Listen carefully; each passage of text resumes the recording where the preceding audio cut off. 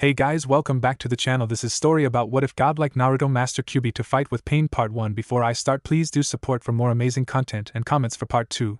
Do consider to subscribe my channel and share my video to your friends and check out the description as well. Let's start the video. Konoha, Hokage Monument. Naruto breathed in and out as he walked through the forests towards Konoha. He was mentally and physically exhausted after the 2 battles he waged this day. If it wasn't for his father, the Yondaime Hokage Namikaze Minato, he would have unleashed the Kyuubi fully in an attempt to defeat pain. He could still remember Hinata laying on the ground in a pool of blood, and he closed his eyes, hoping that she was okay. Putting his hand against the bark of a tree, he began breathing in and out, settling himself before walking forward again. His confrontation with Nagato himself was one of the toughest challenges he had ever went through. He had wanted to kill Nagato so badly, he was literally shaking when facing him. But he couldn't do it. It wouldn't have been what Jiraiya would have wanted. Naruto had done the impossible and managed to change Nagato's mind. Now Nagato had entrusted the future to him. He had to find a way to bring peace to the world, even for a short time. Erosenen's book can change the world, but how? I need to find the answer, Naruto thought, setting his hand on another tree. The first thing I have to do is become Hokage. Thinking of Sasuke, he closed his eyes. This is more important than you, Sasuke. Though someday, I will bring you back. Nearly tripping, he found himself being caught, and he blinked to see Kakashi and Hinata there, steadying him. Kakashi-sensei? Hinata-chan? When? Katsuya-sama informed us that you had beaten Pain and had finished confronting the person behind Pain. She also told us you were exhausted, so I let Hinata-sama here lead me to you, Kakashi said with his smiley eye. Naruto, you did good. Hinata's breath was caught in her throat as she looked at Naruto, who gave her an exhausted smile. I'm glad you're alright, Hinata-chan. Hinata blushed, and she forced herself to stay conscious. Thank you, Naruto-kun, thank God you're okay. Naruto smiled, and Kakashi carried him the rest of the way as Hinata walked next to them. Getting through the rest of the forest, Naruto's eyes widened to see the entirety of Konoha gathered waiting for him. Welcome back, Naruto. We believed in you. You're a hero, Naruto. Welcome home. Thank you. Naruto blinked as the villagers showered praise and thanks onto their new hero. They've all been waiting for you, Naruto. Kakashi thought about what Naruto said when they first met. My dream is to become greater than the Hokages. I'll make everyone acknowledge my existence. He let his student down, smiling. Naruto, you did magnificently. Welcome home, the crowd said again, running over to Naruto, Kakashi, and Hinata, and they began patting him on the back and congratulating him. I told them everything that happened, Katsuya said, poking out of Naruto's collar. Quickly, Naruto was swamped by the villagers who were cheering him on. What's he like? Is he hurt? Oh. Don't shove, Naruto said, and everyone continued to swamp him. On top of Gamakichi's head stood Fukasaku and Shima, who were watching Naruto with pride. Sakura slowly made her way to Naruto as Hinata wiped her eye as a single tear of joy trickled down. Sakura-chan, Naruto said as his best friend came over. Always so reckless, dummy! Sakura yelled, slamming her fist into the sage's stomach, making him wheeze. Then she hugged him, surprising the rest of the crowd. Naruto, thank you.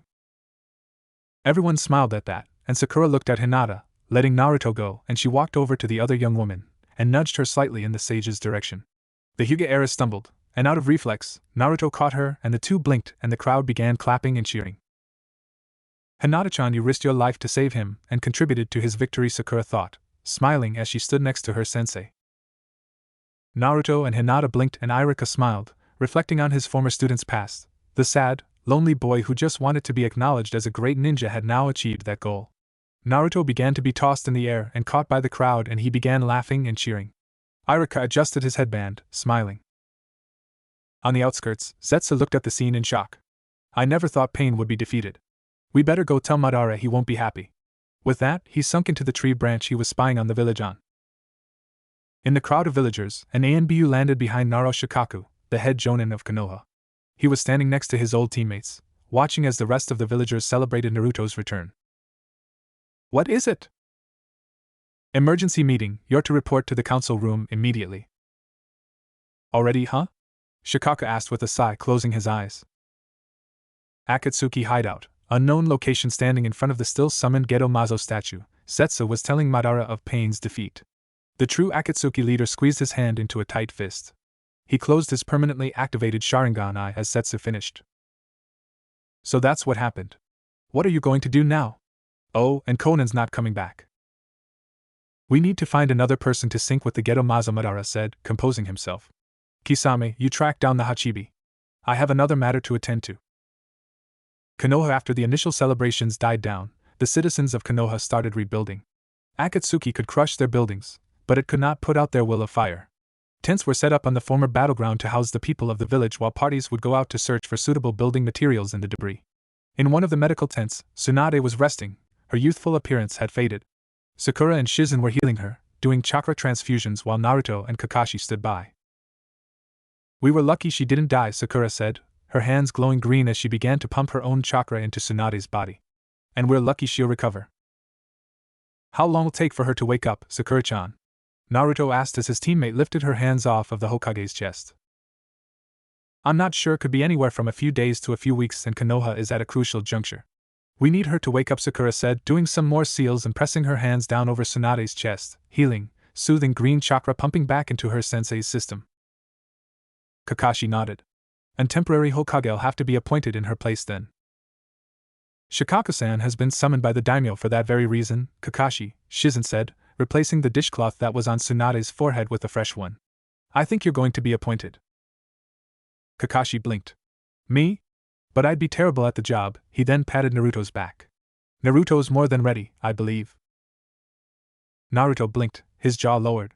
Are you serious, Kakashi-sensei? Yes, Kakashi said, looking at his former student.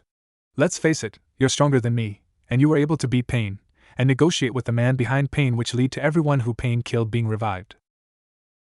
Naruto nodded, breathing out. But I'm a great ninja, yeah, but I don't know if I'm ready yet. Not many leaders are, Naruto, Kakashi said with a smile. But they have leadership thrust upon them. The sage blinked at his sensei's vote of confidence, and he smiled, rubbing the back of his head. Thanks, sensei. Fire Country capital. In the capital building of the Fire Country, the leaders of Konoha as well as the leaders of Fire Country had gathered. At the head was the daimyo, the lord of the Fire Country and one of the most powerful leaders on the continent. For Konoha's leaders, there were the three elders, Mitokata Hamura, Udatane Koharu, and Shimura Danzo, as well as the ANBU general, and head Jonin Naro Shikaku. We will continue to work with the other countries to deal with the Akatsuki threat, Hamura began, folding his hands in front of him. After what's happened to the village, the Fire Country will put every resource into getting it rebuilt, the Minister of the Treasury stated. First we'll have to come up with a budget, and then consider the strain on the other nations.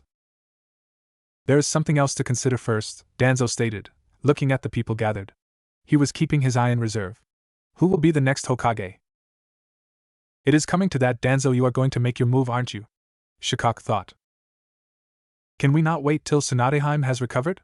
According to the reports of her students, she should be better in a few weeks, the daimyo, Lord Tokusia Ieyasu suggested. She is still Hokage, after all. My lord, Tsunadeheim is partially responsible for the village's construction, Koharu said, and Shikaku sighed. She is not, Koharu-sama. Pain was going to destroy the village anyway, he had to preserve his secret which our men had found out, Shikaku said, interrupting Koharu's tirade. And if there is anyone who should fill in for Tsunade, I have two recommendations. And they are, Shikaku? Ieyasu asked. Hatake Kakashi, the copy ninja and former apprentice to the Yondaime Hokage, Namikaze Minato, or Uzumaki Naruto, apprentice to the late Jiraiya-sama, and the boy who saved the village from Pain, Shikaku said while folding his hands. Ieyasu was intrigued. Both seem fine choices, however, isn't Naruto-san still a teenager? Yes, but he has much experience fighting Akatsuki, having encountered them several times, Shikaku replied. And I think it should be obvious who his father is now, as well. He is Minato-sama's very son. That was the clincher for the daimyo, and Danzo decided it was best not to use his trump now. The boy's inexperience will lead Konoha into ruin. I will be there to pick up the pieces, Danzo thought, and he opened his eyes. I agree with Shikaku-san's assessment. Naruto is a fine choice. Then it's decided, the Rokudaime Hokage will be Uzumaki Naruto, Ieyasu said, folding his fan up. Konoha. While the heads of Konoha were at the Fire Capital deciding the next Hokage, nearly 2 days had passed. All around the village reconstruction was happening.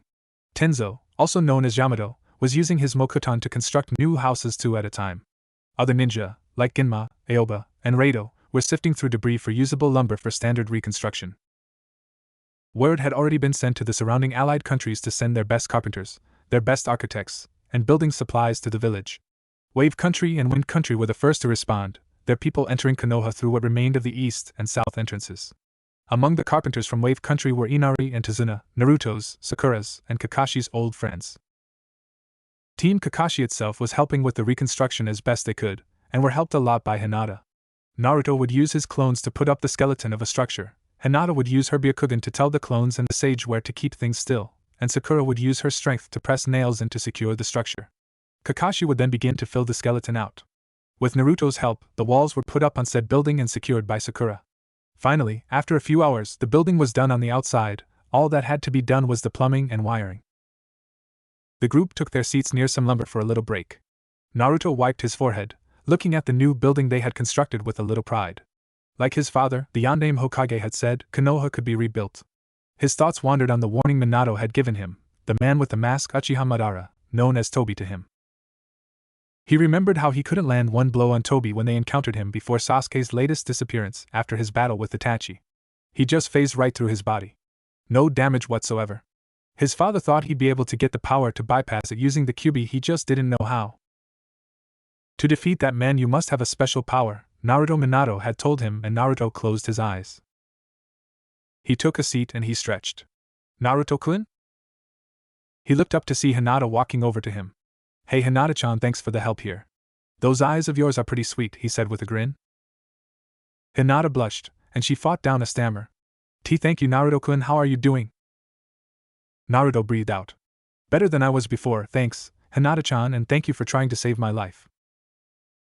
Why, you're welcome Naruto-kun, Hinata said, slowly taking a seat next to him. You're the village hero now Naruto-kun. You've got the recognition that you've always wanted. Naruto smiled. Yeah, I have, he leaned forward. But things aren't done yet. Konoha has to be rebuilt, and Akatsuki has to be defeated. But with Pain dead, Naruto-kun, shouldn't Akatsuki mostly be defeated? Hinata asked him, and Naruto closed his eyes. No, not even close. I don't know how many Bijou they've taken, but it has to be most of them. Not only that Pain wasn't the real leader, he was the front guy, Naruto breathed out. I wanted to tell Oba-chan that, but she's still unconscious after sacrificing most of her chakra to save the villagers. Hinata nodded slowly, and Naruto looked at her. Did you mean what you said? Hinata blinked. What? You said that you loved me before you attacked Pain. Did you mean it? Hinata blushed, and she fidgeted a bit before she breathed out. I meant every word, Naruto-kun. I've loved you ever since I first saw you training way back when we were kids. She waited for his response, and he smiled. Thanks for telling me, Hinata-chan. I don't know how I feel about you just yet, but he leaned back. I'll figure it out. I promise to give you an answer soon, Hinata-chan. Take as long as you need, Naruto-kun, Hinata said, smiling back at him. Naruto, a new voice said, and Naruto looked up to see an old man with a gray beard and hair and a boy with black hair coming over. Both were wearing carpenter's uniforms. Old man Tazuna? Naruto asked, blinking. Yep, Tazuna replied, and the boy grinned. Wait, Inari? Wow, you've gotten tall for a kid your age, Naruto said with a grin, and Inari smirked. I bet I'm taller than you were when you were 12, Naruto. I was a shorty back then, I don't deny that, Naruto said with a grin, rubbing the back of his head. Wow, who's this girl with you, Naruto? She's really pretty, is she your girlfriend? Inari asked, making both Naruto and Hinata blush. I always thought you'd get together with that Sakura girl, but I guess she got together with Sasuke, huh? At the mention of Sasuke, Naruto looked down. Sasuke's not in Konoha anymore. What? Inari and Tazuna asked. It's a long story, guys, Naruto replied, breathing out. And I doubt he'll want to come back. Oh, we were kind of hoping to see him with you, Sakura, and Kakashi, Naruto, Tazuna said, rubbing the back of his head. Guess things change over the years, huh? Naruto nodded. Yeah, things change a lot. Well, can we catch up later, Naruto? Inari asked, and he smirked. Bet you have a bunch of stories. Hey, yeah, I think I do, Naruto said with a grin as he and Hinata noticed something. It was Kiba riding Akamaru over. Guys! Kiba yelled, dashing over. The elders are back, Shikaku is back. Naruto blinked. They are, why do you? Naruto, the daimyos made you the new Hokage, Kiba said, skidding to a halt in front of them, and Naruto and Hinata blinked, and then their jaws dropped. What? Naruto asked, blinking as Kakashi and Sakura dashed over, hearing that announcement.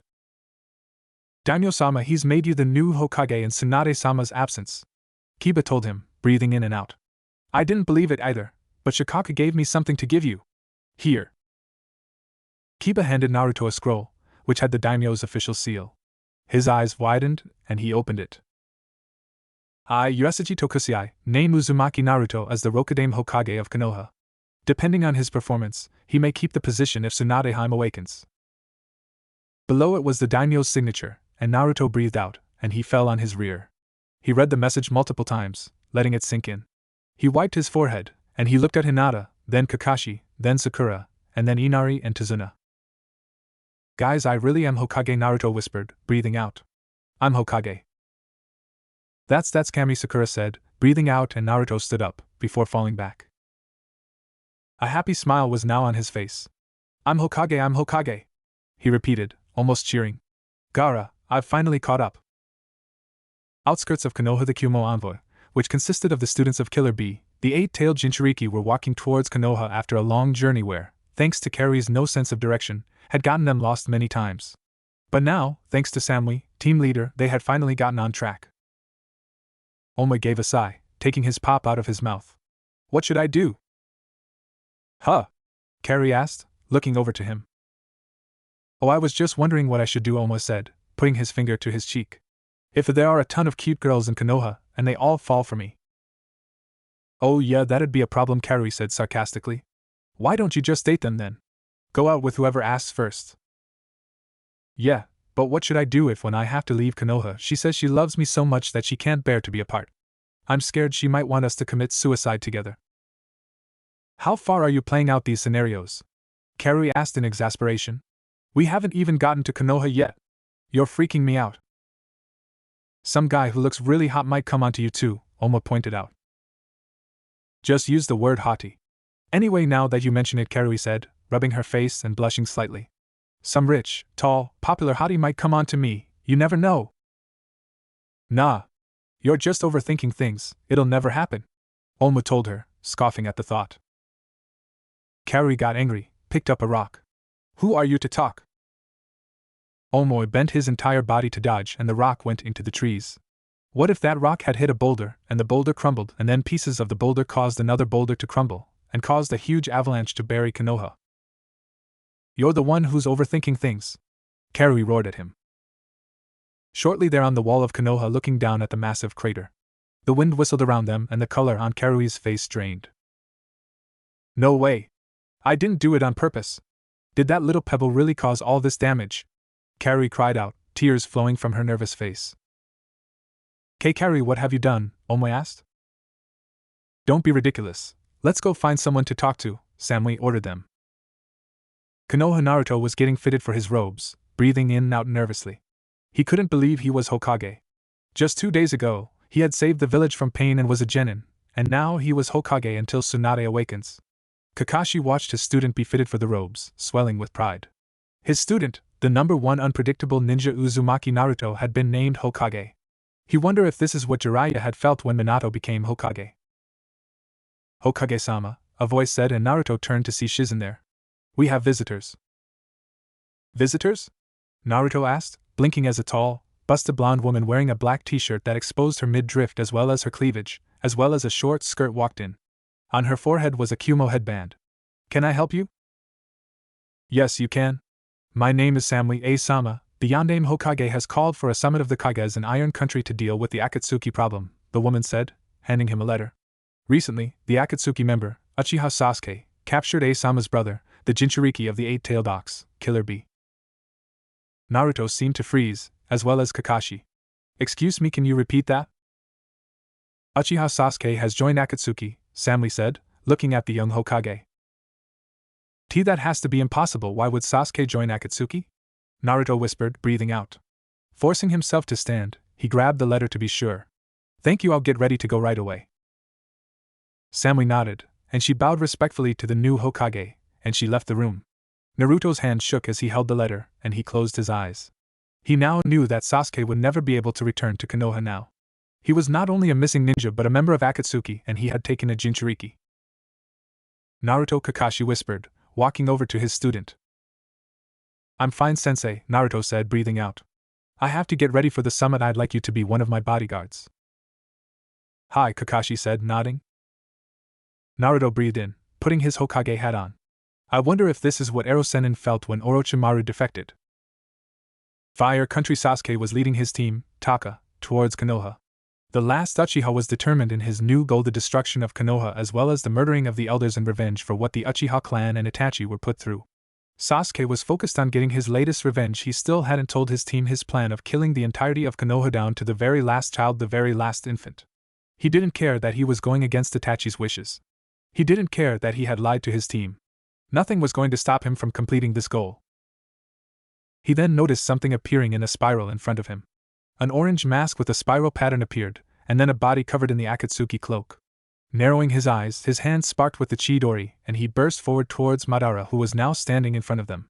Karen, Suigetsu, and Yugo skidded to a halt as Sasuke pushed forward with his Chidori and went through Madara.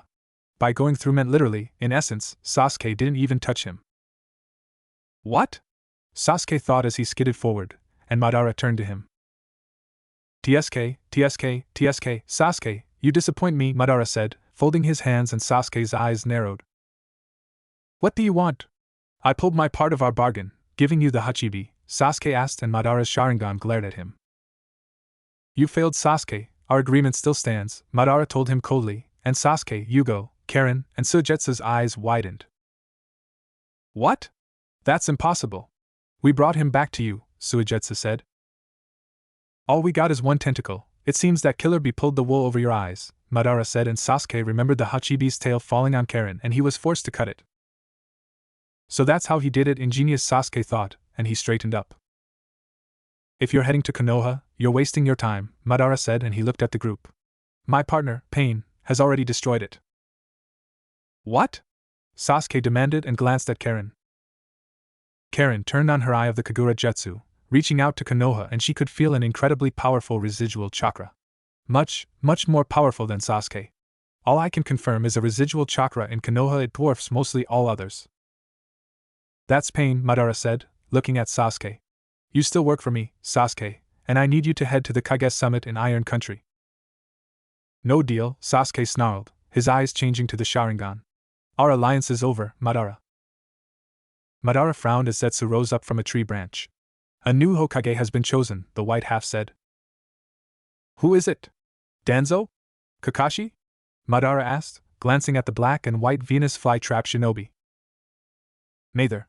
It's Uzumaki Naruto. The kid who beat Pain, Zetsu replied, and Sasuke's eyes widened momentarily. He may be even stronger than Sasuke now. Yeah, he's got some powerful new abilities. Stronger than me? Sasuke snarled, and then he laughed. Madara, I'm heading to Konoha. Don't try to stop me. How about we make a deal then? Madara asked him. If you beat me, our alliance is ended and you can do whatever you want. But if you can't, you have to do what I say for the time being. Sasuke growled. Fine. He dashed towards Madara, his hands sparking with the Chidori, and he shot one out in the Chidori Iso, Chidori sharp spear, and he brought it down on the branch that Madara was standing on. The Akatsuki leader leaped off the falling branch as Sasuke leaped towards him, throwing his Chidori out. Madara dodged, catching the fallen Uchiha's wrist, and he slammed his foot into Sasuke's stomach, sending him crashing back into the tree. Sasuke growled, flying through the seals, and he shot a blast of flame, the Katan, Goryoka no Jutsu, fire release, great dragon fire technique, shooting out a massive, dragon-shaped fireball that roared at Madara. The Akatsuki leader let it harmlessly pass through his body, and he lifted his own hands. Without doing any seals, or even calling out its name, he fired the Katan, Chohozenka no Jutsu, fire release, Super Phoenix Immortal Fire Technique. Several large massive fireballs shot from where Madara's mouth could be, each colored blue, at Sasuke. Sasuke's eyes widened, and he dodged to the side as Madara continued to fire the large blue fireballs like a machine gun.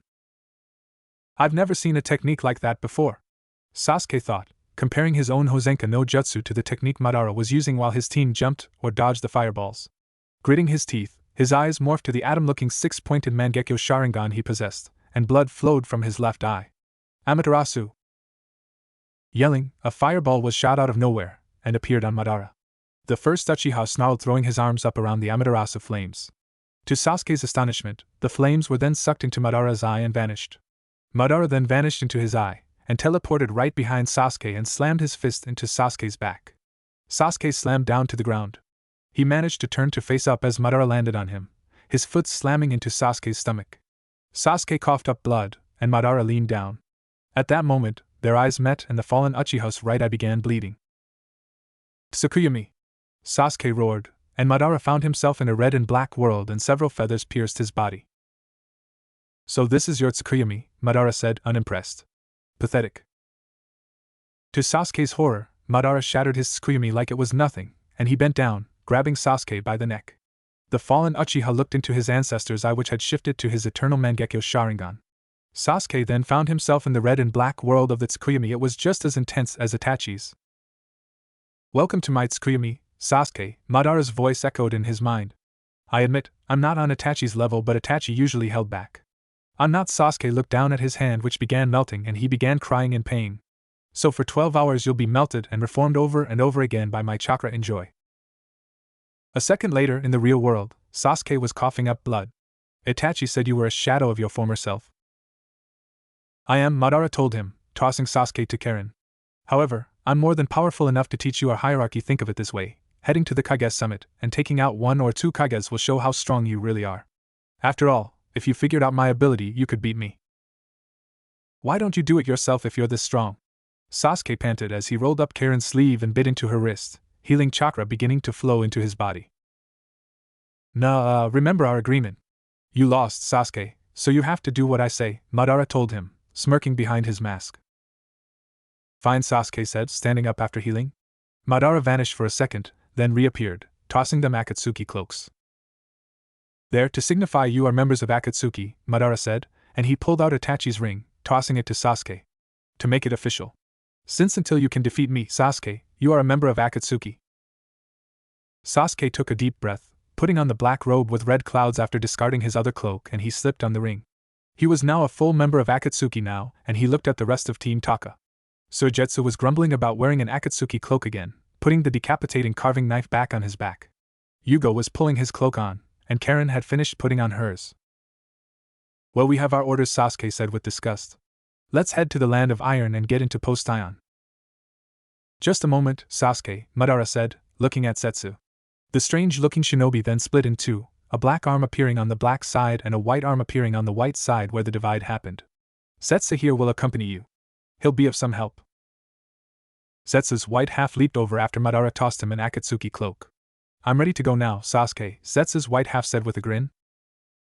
"Fine, just don't get into our way," Sasuke ordered, and they turned and leaped away, heading northeast towards the land of iron. "That was risky, wasn't it, boss?" Setsu's black half said, looking at Madara. "Just 30 seconds longer in that battle and Sasuke would have defeated you, correct?" "Yes," Madara said, squeezing his hand into a fist. "Hence a greater reason to become complete soon." Setsu, prepared to initiate the Eye of the Moon plan. "Hi, Madara," the black half of Setsu said. Without another word, the two vanished, Madara using his teleportation jutsu vanish into his eye until he completely disappeared. Setsu sank into the ground, also disappearing, leaving the battleground where Sasuke and Madara fought behind. Konoha, Northern Gate. Naruto had selected Neji Hyuga as his second bodyguard for the summit, and he, Kakashi, and Neji were departing. The rest of the rookies and Team Guy were seeing them off, as well as most of Konoha. Several people were cheering on Naruto, wishing their new hero luck in the summit. Kakashi and Neji had on brown robes for protection against the cold in the land of iron, which was a country that was covered by snow. "Well, let's get going," Naruto said, placing his Hokage hat on his head as he took a deep breath. Before walking out. "I guess I'm not going to have a better time to do this, huh, sensei?" Kakashi looked at him. "Do what?" "Most of Konoha's here, so this is the best place to do it." Naruto lifted his hat up as the wind began blowing, and he turned to Konoha's populace. "For now on, I protect this village." Kakashi smirked at that as the people of Konoha began cheering and whistling in joy at that. "Well, now that that is done, I believe we should depart, Hokage-sama."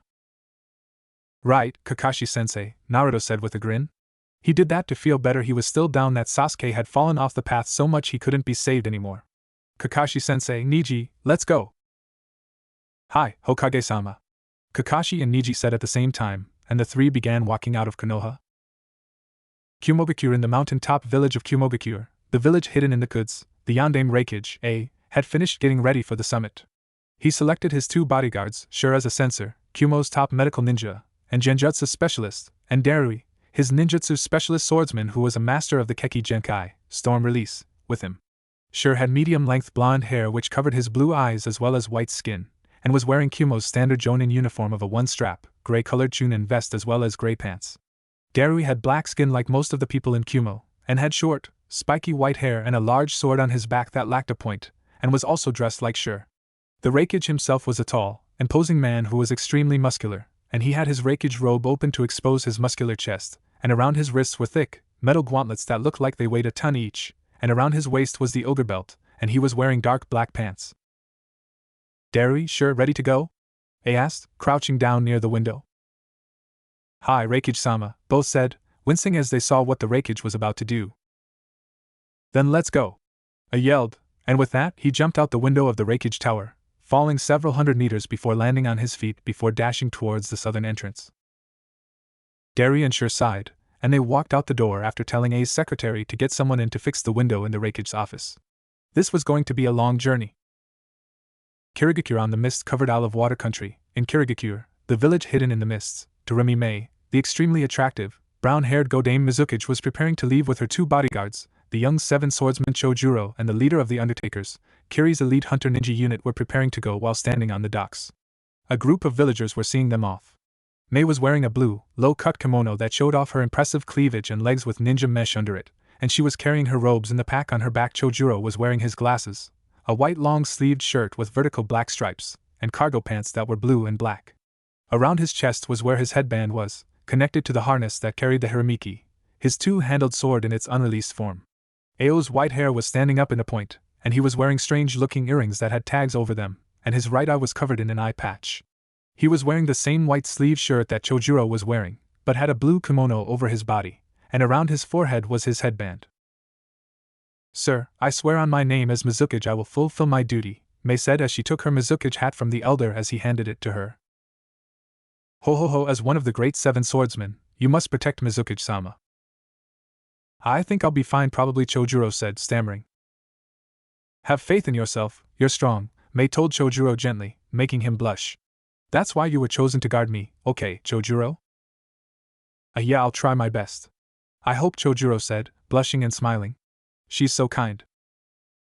All you need to say is yes, ma'am. No one wants to hear your waffling. You kids today, just be a man, Ao said in disgust as darkness descended over Mei's eyes. A man. Ao, enough with the lecture. You need to hurry or else you'll be late for the meeting. Need a man? Mei thought.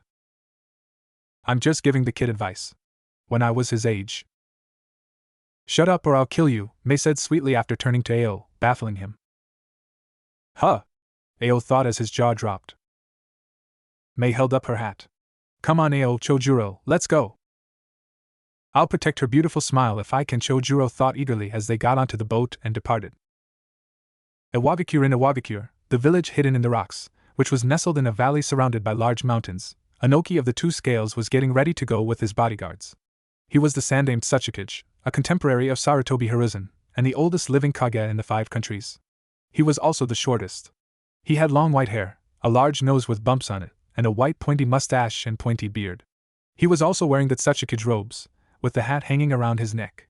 His two bodyguards were Kuratsuchi, a pretty black-haired kunoichi who wore her hair in a bun, and was two-strap gray chunin vest, black t-shirt and black pants, and was carrying a big box on her back.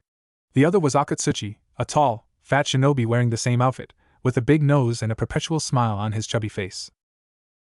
You can do it, Tsuchikage-sama. Kuratsuchi, Akatsuchi, you better protect him, you hear?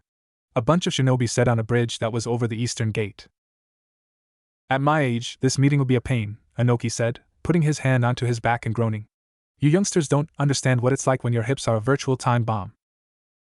How about it, Gramps, thinking of retiring? Kuratsuchi teased as the Tsuchikage put his hand onto the box. You can't rely on your former glory forever. Ah ha ha ha, I'll take your luggage for you, Tsuchikage-sama, Akatsuchi said, and he began to lift up the box. Don't touch, Akatsuchi. Inoki ordered, and he slipped his arms into his luggage's harnesses. I don't need your help. He then lifted, and there was a crack and his hips gave out. Oh. My hips! What do you say? Should you send someone else in your place? Kuratsuchi joked. Don't be ridiculous. Who do you think I am? Inoki demanded, his eyes bugging out from the pain. I am the Sandaime Tsuchikage, the great and fearsome leader of Iwagakure. Woof, I'll carry my own luggage. Good grief, what a stubborn old man, Kuratsuchi groaned, closing her eyes and rubbing the bridge of her nose. All right, I'll carry your luggage then. Let's go, Akatsuchi said, lifting Inoki and his luggage up with ease, and putting them on his shoulder. With that, three departed down the road towards the land of iron. Sunagakure in Sunagakure, the village hidden in the sand, Gaara, the Godame Kazakage, was preparing to leave with his siblings who he had chosen to be his bodyguards. He was wearing his Kazakage robes and his hat was hanging loosely around his neck, hitting the giant gourd he was wearing on his back that was carrying his sand. Despite losing the Shikaku, Gaara was as strong as ever. Hell, he was arguably stronger. He still had his automatic sand shield, but he had been training for the past few months in taijutsu, so he wouldn't rely on it anymore, and he had added dozens of futon jutsus to his arsenal. And another reason why he was stronger, he could finally sleep without worrying about the Shikaku taking control. Kankuro stood next to him, his face paint changed, one purple line over his eyes, one over his mouth and one going up his chin to connect with the one on his mouth, and he was still wearing his black outfit. Tamari had a white cloak on and on her back was a large scroll, and she was wearing white shinobi armor under her cloak which had no sides. You were late, Kankuro, Baki chided his student as he stood with Ebizo and the rest of the villagers. It took me a while to figure out this new trick, Kankuro said with a grin. Be careful, Kazakage-sama, Matsuri, Gaara's student as well as girlfriend, said with a smile. Kankuro, take good care of him, Ebizo said with a smile. We will, Tamari said with a smile, waving a new small fan over her face to keep herself cool. All right, let's go, Gaara told his siblings, turning to leave. Not like Gaara needs bodyguards, Kankuro said with a grin, giving a thumbs up to the villagers. The three began walking off, and the sand began to move under their feet, and then the three stood still. Gaara then levitated the sand under their feet, and they began to depart at a high amount of speed towards the land of iron in the northeast. Iron Country. After a 3-day journey, Naruto, Kakashi, and Neji were hiking through the snow towards the summit building, a massive fortress with 3 wolf-like heads naturally carved by wind, snow, and ice. The young Hokage was learning from his sensei along the way about the country. It was the only nation on the continent which didn't use ninja, it uses samurai, who were on par with Chunin and Jonin shinobi, and their generals could hang with even elite Jonin or Kages. Reikage-sama probably chose this country due to its strategic location and neutrality, Kakashi said as they walked. Naruto nodded. Truthfully, he had only been paying half attention to what his former sensei was saying. He was reviewing his decision about Sasuke. Wondering if it was too soon to declare Sasuke a missing ninja. Did he know the entire story? I'll have my full answer when we meet again to see if Sasuke really is an Akatsuki. Naruto, are you paying attention? Kakashi asked, waving his hand in front of Naruto's face. Sorry sensei, I spaced out a bit, Naruto said with a grin, rubbing the back of his head. I'll know what to do when I see him again. Kakashi nodded, looking at his former student. It's about Sasuke, huh? Yeah, Naruto said, breathing out and closing his eyes. Maybe I should have got the full story from the Cloud Ninja before departing. Sometimes leaders have to make quick decisions without knowing the full story, Naruto, Neji offered as they walked. Thanks Neji, Naruto said as they walked. So what are your intentions to my cousin Naruto? Neji asked out of the blue, and the young Hokage tripped and fell face first into the snow. Where did that come from? Naruto demanded, picking himself up and shaking his head. She did nearly die to save you from pain. I just want to know your intentions, Neji said coolly. Well, we talked about it, and I don't know what to do now, Naruto said, rubbing the back of his head. And is this really the time? Very well, Naruto, we shall discuss in length later, Neji said as they continued to walk towards the summit building. Konoha Sakura, Hinata, and Sai were sitting and talking about recent events. Naruto had been made Hokage, and a few Kyuubi ninja had gone to talk to him. The next thing Naruto did, before leaving, was add Sasuke of all people to the bingo book. His teammates, Sakura and Sai, had been very surprised about this, as was Hinata. Naruto has the responsibilities of a Hokage now, Sakura, Sai said gently, leaning back. Whatever Sasuke did must have warranted this. I know, Sakura said, breathing out and closing her eyes. But what? Of all people, Naruto should still hold out on some hope. And maybe Sasuke invaded Kumogakure's borders or something, or killed a few of the shinobi, Hinata said. It was probably to avoid war with Kumo. Sakura nodded, breathing out as she looked up to see two people coming over. Two of the Kumo ninja on the pond. The three Konoha ninja were talking near. One was a dark-skinned boy with white hair and a girl with long red hair. The boy pointed at them. Tell us everything about Sasuke, he demanded, pointing at Sakura. What? Sakura asked him bluntly, looking at the boy directly. You heard him. Tell us everything, the girl said, putting her hand on her sword. Or we'll make you tell us. Sakura stood up. What did Sasuke do? She started as the Kumo girl charged at her, taking out her sword. Sakura, Hinata, and Sai leaped out of the way of the katana as the boy also attacked. Hinata activated her Byakugan, and dodged several stabs from the boy as the girls slashed at Sai and Sakura. The root ninja pulled out his tanto, blocking a vertical slash from the Kumo girl, and he kicked her away, back onto the pond. The two Kumo ninja went back to back and began attacking Sakura, Hinata, and Sai in tandem. Sakura dodged a slash from the boy as the girl spun for a kick. Tsunade's apprentice caught her kick with one hand, squeezed the girl's ankle hard and spun and slammed her into the boy. Both Kumo ninja rolled, tumbling before leaping back onto their feet on dry land. Sai unleashed a wave of Choju Giga beasts, and both Kumo ninja began slashing and charging their blades with electricity to destroy the beasts. Hinata and Sakura ran towards them. Both Kumo ninja were forced fully back onto the dry land as Tsunade's apprentice and the Hyuga heiress leaped into the air and smashed her fist onto the ground, fracturing it and making the Kumo ninja fall off their feet. Finally, Hinata landed and got into a Juken stance. Hack Senjuni Sho, 8 trigrams 32 palms.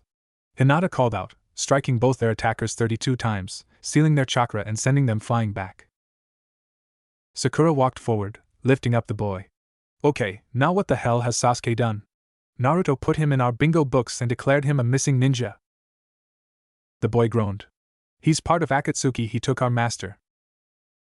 Sakura's eyes widened and she dropped the boy. But why? Itachi was part of Akatsuki, why would Sasuke? Like hell we know. The girl growled, slamming her sword to the ground to push herself up. All we know is he took our master Killer Bee. We don't even know if he's alive or dead. Sakura breathed in, looking at Hinata and Sai. She squeezed her hand into a fist. If you wanted to know about Sasuke, you didn't have to attack us, she said after a moment. You'll really tell us? The boy asked, picking himself up. The name's Omu, by the way. And I'm Karui, damn you hit hard, Karui said, groaning, and she looked at Hinata, who was starting to shrink away. You too, Hyuga.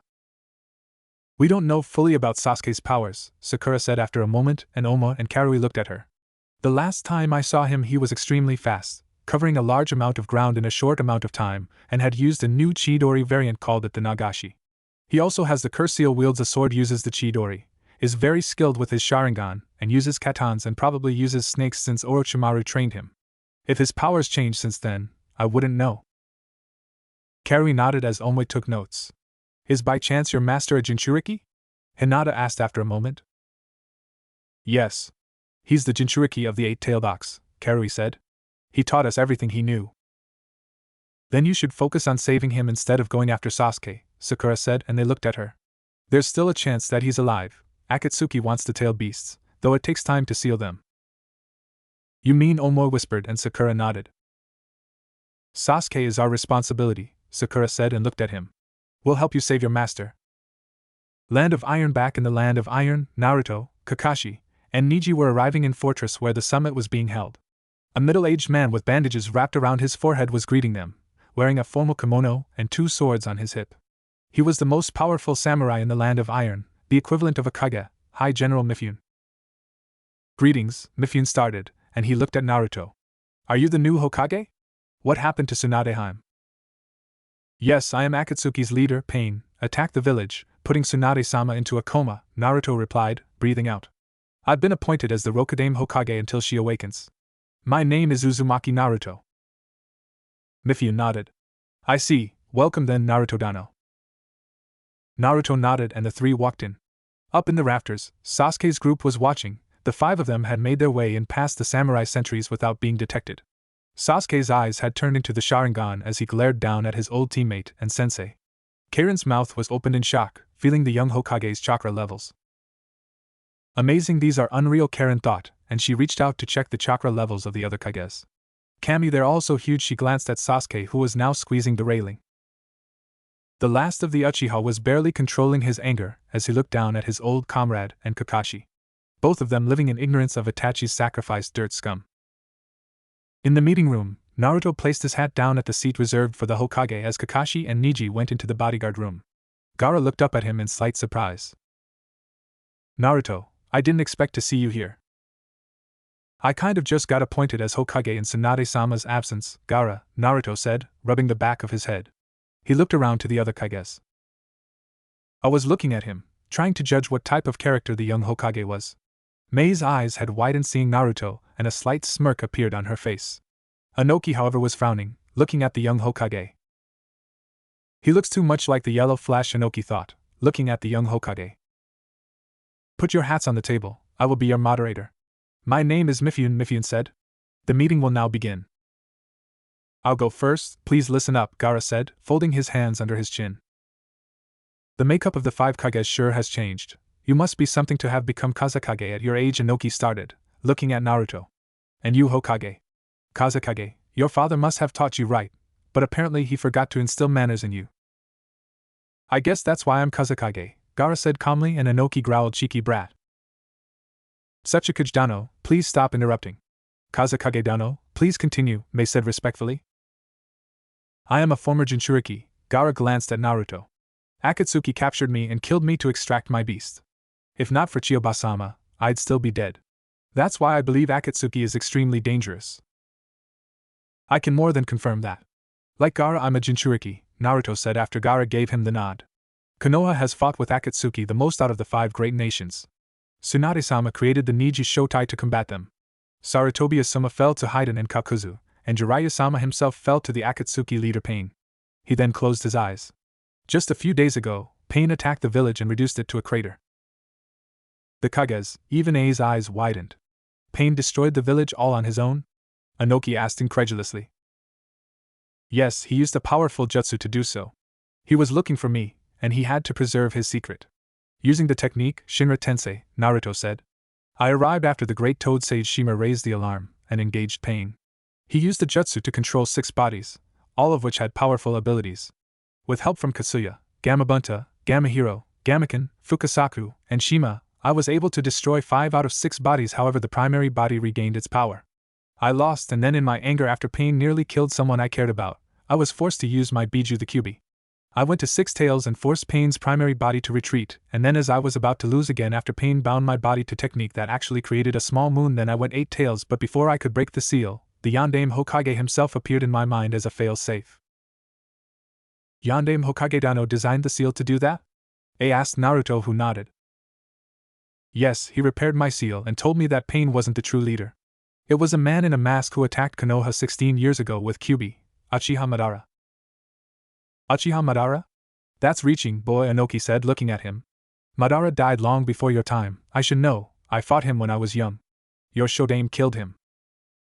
It's hard to believe, I know, Naruto said, and he closed his eyes.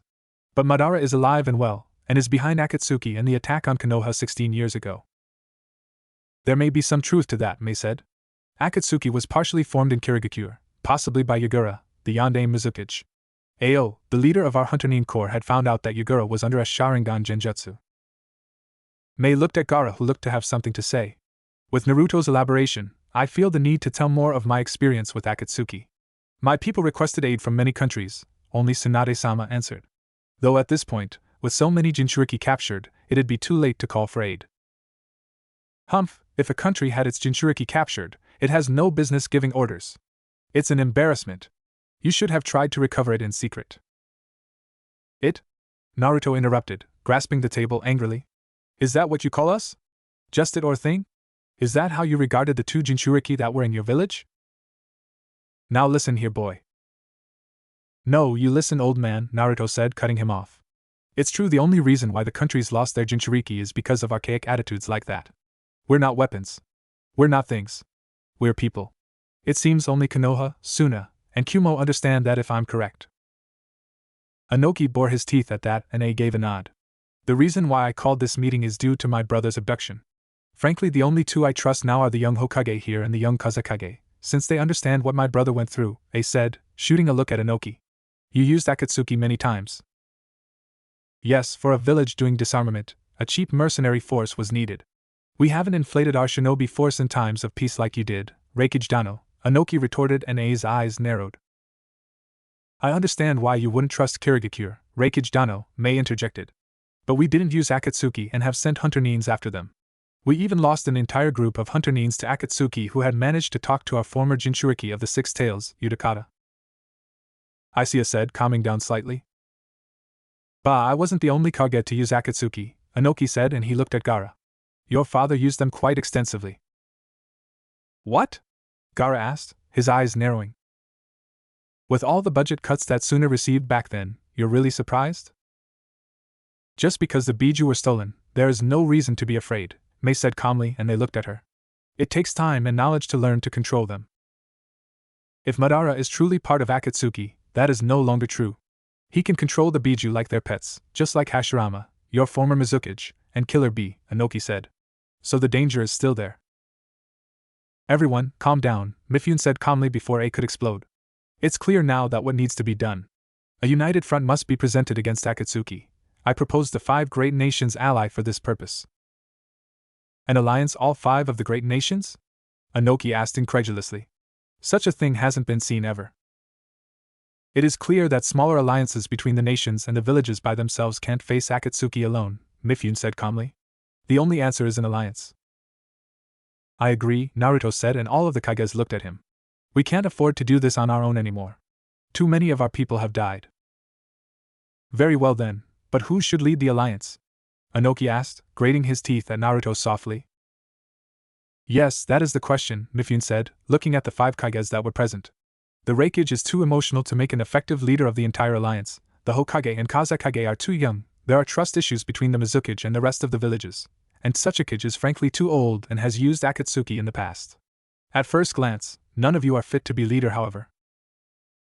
Mifune glanced at all the Kages and settled on Naruto. Konoha has fought Akatsuki the longest, and has had the most Akatsuki kills and discovered the 2 leaders of the organization. For that reason, I believe the young Hokage and Konoha should lead the alliance. Seconded, Gaara said. Third, Ei said, surprising them all. If Konoha can help catch my brother's kidnapper or save him, I'll gladly support them as leaders in this endeavor. Naruto blinked. Wow, slow down please, he said, shaking his head. I don't think I can lead everyone, I don't even have that much experience. Finally, you're talking sense, boy, Inoki said, smirking as Naruto glared at him. If either of these 2 pups lead the proposed alliance, it'll be doomed. However, before he could continue, something came out of the center of the room. It looked like a Venus flytrap, and when it opened, a pure white humanoid thing with a yellow eye appeared, and wrapped around its lower body was an Akatsuki robe. Sasuke's here. He's all waiting for you. Naruto's eyes widened when the Akatsuki in front of him declared that. The freaky white body and yellow-eyed thing looked around at them, its jagged teeth showing for everyone. He gave a psychotic grin. Well, come on, let's go get Sasuke, Setsu announced, grinning. What? A demanded, his anger reaching the boiling point it was prior to the meeting. The bodyguards rushed into the room when they heard Zetsu's arrival, and both Kankuro's and Temari's eyes had widened. Chojuro and Ao conversed quietly, both shocked as well. He? Temari gasped, raising her hand. Sasuke? Gaara asked, his eyebrow raising. What's he doing here? Kankuro snarled. The one with the Sharingan, Mei said softly, contemplating this. One of the people who killed Zabuza? Ao asked aloud. Who's he? Akatsuchi asked, looking at Setsu. A member of Akatsuki, I'm pretty sure of it, Inoki replied, grabbing his hat. Wait, Sasuke's here? Naruto demanded before the A tore through the table at lightning speeds, moving faster than even Kakashi, and grasped the plant like Setsu's neck. Where is Uchiha Sasuke? Answer me. A demanded, squeezing Zetsu's neck. He's really fast. Setsu thought fearfully. If you don't answer me, I won't go easy on you, A warned, squeezing his hand into a fist. Oh fine, I'll give you a hint, Setsu attempted, but the Reikage snapped his neck in his anger.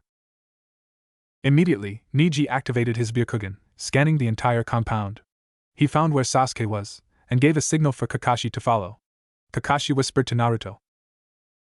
How long do you need to get into that sage mode of yours?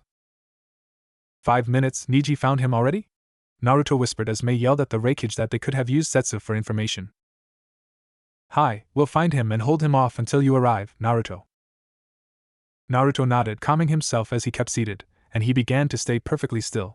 Mifune sent an all-points bulletin throughout the fortress to search and apprehend Sasuke and any of his compatriots, and Kakashi and Neji slipped out of the room with the Hyuga prodigy leading the way. Smashed his way through the wall in the opposite direction, and Darui apologized for it before following Sure and the Raikage. In the lower levels of the fortress, Team Hawk was watching as the samurai began to scramble around. Karen gasped when she began sensing all the samurai in the tower fortress start moving. What is it, Karen? Suigetsu asked, his hand on the decapitating carving knife. The samurai, they're starting to move. They seem to be looking for us, Karen replied, and her eyes widened. And I sensed the 2 bodyguards that came with the Hokage coming this way too. Zetsu sold us out, Yugo said as Sasuke's eyes narrowed, his black eyes changing to the Sharingan. A short ways away, a samurai was checking behind the pillars when he saw the telltale Akatsuki robes Sasuke wearing. Acting quickly, he pulled out one of his special katanas and began his charge. However, before he even made it around his pillar, Sasuke had vanished and reappeared behind the samurai and slammed the Chidori through his back, killing him. It's no use, there are too many, Karen said from the new hiding spot in the rafters. They'll capture us for sure. That bastard Zetsu, I'll get him for this, Suigetsu snarled, grasping the knife. Just a few short seconds later, Sasuke was surrounded by nearly 30 samurai. He grasped his Chikuto with his blood-covered hand as the armored soldiers grasped their own blades, pulling them out. Attack! The leader of the samurai team ordered, yanking out their short swords. All the samurai in the room began to channel chakra into their blades, making them extend to a variety of chakra axes, swords, and other weapons. Samurai can use chakra too? Karen whispered, watching. I had no idea they could use chakra like that, Suigetsu said, watching. Sasuke, what are you doing? Hide! Karen yelled as Sasuke's chakra took a spike. I'm really pissed off right now, Sasuke said, his Sharingan looking at the enemy samurai. Come, I won't go easy on you. Neither will us, the samurai commander announced, launching an X-shaped chakra blade at Sasuke as the others launched a buzzsaw-shaped one, and other shaped blades of chakra at him. Charging lightning chakra through his Chikuto, Sasuke drew his blade vertically up and he cut through the samurai's attacks with ease. The samurai gasped that he deflected it, and just as Sasuke began his charge. Hack Kusho, 8 trigrams empty palm, was heard and Sasuke was hit by a vacuum blast of air, and he was sent flying sideways. Sasuke then looked up to see the Hyuga prodigy there, his Byakugan on. Hyuga Neji. Uchiha Sasuke, it's been 3 years, though your chakra is still as black as I saw it during the Forest of Death, Neji said, walking calmly towards Sasuke. That's one of the Hokage's bodyguards, where's the other? Suigetsu gasped. Behind you, I recognize that sword, a voice said from behind them, and Suigetsu, Karen, and Yugo jumped slightly and then looked to see Hatake Kakashi behind them. Yugo of the scales I recognize, but not you two. Samurai-san, file out, you can't handle this opponent, Neji said as he and Sasuke glared at each other. He's Konoha's problem, we'll deal with him. The samurai reluctantly nodded, and fled as Neji and Sasuke squared off on each other. Yugo and Suigetsu attacked Kakashi at the same time, and he lifted his headband up to reveal the Sharingan, and he dodged both of their attacks, but Yugo's curse-seal fist smashed the rafter into pieces. At the same time, Sasuke ran forward at Neji, his Chidori Kusanagi charged up. The Hyuga prodigy had settled into Juken stance, and just as the Uchiha slashed at him, he put up a partial Hakusho Kaiten to block the blade, and Sasuke was unable to complete the slash. Neji then spun rapidly, yelling Kaiten to throw Sasuke back. Gritting his teeth as he was thrown back, Sasuke took a deep breath. Katon, Gokaki no Jutsu, fire release, great fireball technique. To blow a massive fireball at Neji, who did his own seals. Suetun, Mizurappa, water release, violent water wave. Neji called out, blowing out a massive stream of water at the fireball, and the two attacks cancelled out each other. Neji then saw multiple Chidori Saban being launched at him, and he dodged each of them by mere millimeters. Sasuke roared, charging up the Chidori, and he took off towards the Hyuga prodigy at insane speeds. Neji waited till the last moment, and faster than Sasuke could see, the Hyuga prodigy slammed his fingers into the Tenkatsus in his arms. Just as the Chidori touched Niji, it fizzled out, making it a simple palm strike. Sasuke leaped back, snarling. So you closed my tenkatsus to save yourself, huh? Give up, Sasuke. Your inexperience with Juken means I can beat you here, Niji told him, settling into a deep Juken stance. He could see Sasuke's entire tenkatsu system, including those he closed off. Sasuke snarled, and his anger reopened the tenkatsus in his arms. I'm going to kill you, you white-eyed bastard. You Hyugas have always been inferior to the Uchiha. With that, Sasuke charged at Niji and launched a punch at him, which the Hyuga prodigy sidestepped. The two engaged in a flurry of taijutsu. However, Sasuke felt himself being overwhelmed by Niji's mastery of Juken, his arms and chest being sealed by the Hyuga prodigy's strikes. The Uchiha was sent flying back by another Kaiten, and he roared in rage. Sasuke's Sharingan morphed to the Mangekyo Sharingan, the 6-pointed stars in his eyes focusing on Niji. His left eye then began to bleed, and saw the surge of chakra in the Uchiha's eyes. Amaterasu! He roared, and the black flames of Amaterasu in a fireball form shot at the Hyuga. Acting quickly, Niji activated his strongest defense. Hakusho Cho Kaiten, 8 trigram super heavenly spin. The blue sphere of chakra surrounded the Hyuga prodigy's body as he began spinning rapidly, and he made a double layer of the Kaiten. The Amaterasu impacted the swirling sphere of chakra, and were deflected by the rapidly spinning chakra of the Kaiten. However, the first layer was burned off, but the second layer closer to Niji's body was untouched. As he finished spinning, he launched a Hakusho, 8 trigrams empty palm, at Sasuke, the attack slamming into his face. Niji panted, glaring at Sasuke, who growled angrily, blood now dripping from his lip. The Mangekyo Sharingan, when did he get that? Niji thought, keeping his guard as he looked at Sasuke. Need to keep on my guard, I don't know if I can beat him now. At the same time, Kakashi had chased Suigetsu, Yugo, and Karen into a small room that was now covered in a mist. The copy ninja frowned, looking around. His Sharingan could only see chakra, a similar impairment he had when he faced Zabuza on the Great Naruto Bridge. He then dodged the decapitating carving knife by mere centimeters, but Yugo's heavy curse-seal fist slammed into him, sending him crashing back. Flipping to his feet, he began doing the seals and took a deep breath, launching a Gokaku no Jutsu from his mouth to evaporate the mist. Kakashi then blocked and dodged Suigetsu's strikes and lifted his hand, it charging with lightning. Raikiri Okami, Lightning Cutter Wolf! He yelled, bringing his hand down as he shaped a wolf made out of lightning that began chasing after Suigetsu, homing in on him. Crap! Suigetsu yelled, running quickly as the lightning wolf leaped at him, and then crashed into him, and he gave a loud cry as his body was electrocuted. He dropped to his knees, managing to channel most of the lightning through the decapitating carving knife, and he panted. Ow, that really smarts. Yugo's arm then grabbed Suigetsu from the door, yanking him back. There was Karen, holding a kunai that had a whole assortment of explosive tags on it. She grinned, waving her finger like she was scolding him. Sorry, Hataki-san, you lose. Karen yelled as she tossed the kunai with the explosive tags on it as she, Suigetsu, and Yugo began running back towards Niji and Sasuke's fighting area. Kakashi's eyes widened. Crap, he ducked the kunai, and it slammed into the wall as the explosive tags ignited. He flew through the seals. Doton, Shinjuzanchu no Jutsu, Earth Release, Double Suicide Decapitation Technique. He dove into the ground just as the entire room was engulfed in a huge explosion that blew the roof off as well as blew a hole into the other rooms in the surrounding area. Great plan, Karen, I guess you've got some uses, Suigetsu said as they ran as fast as they could.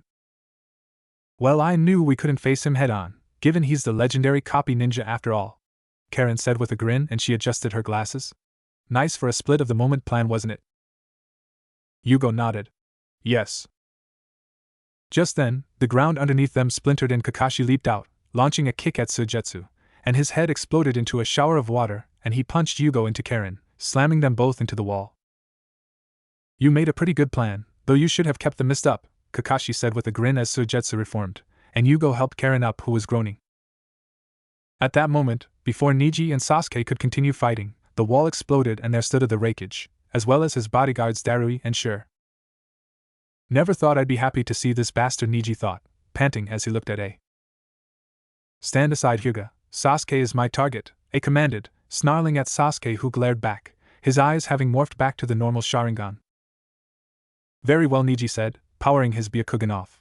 A tore his Raikage cloak off, lightning enveloping his body into a cloak.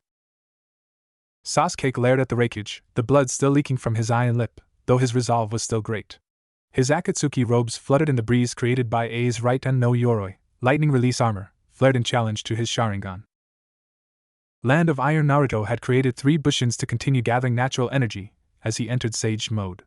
Mei, Gaara, and Inoki watched as he kept perfectly still for a few minutes, breathing out slowly, not knowing he was channeling natural energy into his body and balancing it. He fought to remain calm. He was going to confront Sasuke here and now, and see if he was truly beyond saving. He could have rushed down, leaving his clones to gather natural energy, but he needed to get his thoughts in order first, hence why he was entering Sage mode the standard way. This would also give him 20 full minutes in Sage mode with the 3 other clones, just in case he needed it. Let's see how much you've changed, Sasuke, Naruto thought, pulling more natural energy into his body, and if one could see natural energy, there would be an aura around him the size of the entire room. Then I'll conclusively know my answer. Bah, what's that boy doing? Inoki asked to his bodyguards. Just sitting there as stiff as a board. I don't know, or why those clones of his are doing the same, Akatsuki said as Kuratsuchi put her hand on her chin, thinking. Tsuchikage-sama, should I go and back up Reikage-sama and the Konoha Nins against Sasuke? I want to see the person who killed Deidara and I, see if he really is that good. Inoki nodded. Yes, let's see this new Akatsuki, see if he measures up to those we know before. Kuratsuchi nodded, and in a puff of smoke, she vanished in a body flicker technique. Gaara looked over to Naruto, wondering what the hell he was doing just sitting there. Below them, Sasuke was rushing Darui and Sure. His Akatsuki cloak flapped around his body as he ran forward, his Chikuto in his hand. Acting quickly, Darui flew through the seals. Suiton, Suijin Hiki, water release, water encampment wall, Darui said calmly, and water burst out of his mouth, slamming into Sasuke before he could connect. He then did more seals, and his hands charged up with lightning. Raiten, Kangahika, lightning release, wave of inspiration. Darui shot a blast of lightning through the water, supercharging it as it hit Sasuke. The Uchiha cried out in pain as his body was electrocuted, and was sent flying away. Sasuke charged the lightning that was coursing through his body into his sword, and slammed it into the ground, and the electricity traveled out of his body. Glaring at Darui with the Sharingan, he willed himself to stand up despite the paralysis after effect that was in his body from the attack.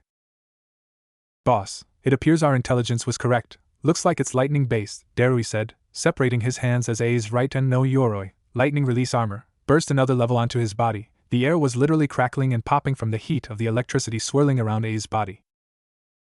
He can use fire too. He'll probably follow it up with a Katon, Sure said, remembering the information they initially got about Sasuke when Samui, Omoi, and Kari reported in. It was the reason why the Reikage's entourage was late to the summit. Not only that, they had information of Akatsuki's operatives, like Uchiha Itachi, Hashigaki Kisame, Deidara, Sasori, Haiden, and Kakuzu due to the Sannin Jiraiya raising the alarm on their danger to the Reikage a year before Akatsuki began to gather Jinchuriki again. Darui, be ready with another Suiton. Right, Darui said as Karen, Suigetsu and Yugo looked over, taking their eyes off of Kakashi and Niji. Sounds like they must have gotten intel on Sasuke from Konoha, Suigetsu said, glancing at the 2 Konoha ninjas in front of them. Hey, in the middle, is that? Karen asked, looking at the Reikage. Yugo made his hand into an axe, dashing forward to cover Sasuke. Niji and Kakashi attempted to stop him, but he avoided their attacks. Skidding to a halt, he was behind the last Uchiha, ready to cover him. These are Kumogakure's Jonins, the middle one is the Reikage. This won't be easy, Yugo stated, preparing himself. I need backup, we were attacked by Sasuke, a single samurai reported, radioing the others. Sure then flew through the seals and his body began glowing. Yugo stepped back but Sasuke stood firm. Raijin Rakachu, lightning illusion, flash of lightning pillar. Sure yelled, sending a bright flash throughout the entire room, blinding everyone ahead of him in range. Is he trying to blind us? Yugo thought, not having a dojutsu that could see through the illusion. He then saw a rushing at Sasuke who didn't move. The Reikage's fist smashed down at Sasuke, seemingly smashing him into the ground. Sasuke! Yugo called out. Stand firm, Yugo, this is a genjutsu, Sasuke said calmly, his Sharingan seeing through it all. Not bad, Sharingan, Sure thought. You may have seen through the genjutsu, but it's too late. A roared, appearing in front of Sasuke as Darui appeared behind his back. The Reikage's lightning armor thundered as he rose his hand up to deliver a killing blow, and Darui lifted his thick sword up at Sasuke's back. Reacting quickly, Suigetsu and Karen slipped by Niji and ran towards Sasuke. Karen tossed two kunai with explosive tags at Derry and the Raikage, making them break off their attack on Sasuke. Using his speed, instantly came back for another attack on the Uchiha as he began to rise to his feet, but Suigetsu arrived in time to block the heavy gauntlet with his sword. Crap, lightning, Suigetsu thought, struggling to keep the Raikage's massive gauntlet from smashing Sasuke. Then the decapitating carving knife began to crack and A's fist slashed right through as Suigetsu's arms were ripped off. Even though he was made of water, it hurt like hell. Sasuke and Suigetsu were sent skidding back as the water ninja's arms reformed. Damn it, he smashed my sword! Yugo's eyes bugged out, his bloodlust overtaking him as his body changed, becoming sleeker and turned gray in color. Wing-like growths appeared on his forearms as his eyes turned black, and on his back were 6 tubes now that gushed chakra. He breathed out a bit of smoke made of chakra, and gave an evil grin at the Raikage. Sasuke then gave a nod which he sensed, and he ran towards A at full speed. Ha ha! I'll kill ya! Yugo roared, rushing towards the Raikage. Wow, his personality's changed, Derry said as he watched. And his chakra levels have gone off the charts. Stay on your guard. Sure warned as Niji focused his Byakugan on Yugo. A high increase of power at a decrease of intelligence, he focused on the Raikage. Though his chakra levels kami they're as high as a biju's. Just try it! A roared in response, turning fully towards Yugo. His body flickered, and there was a thunder clap as he appeared in front of Yugo. The bipolar fighter tried to block by growing a multi-layered shield from his wrists. A effortlessly punched through Yugo's defense, the lightning chakra adding to the penetration, and he slammed Yugo through multiple pillars until he smashed into the last one, pinning him. One down, A said as Sasuke focused his Sharingan on him. Your Sharingan won't work on me.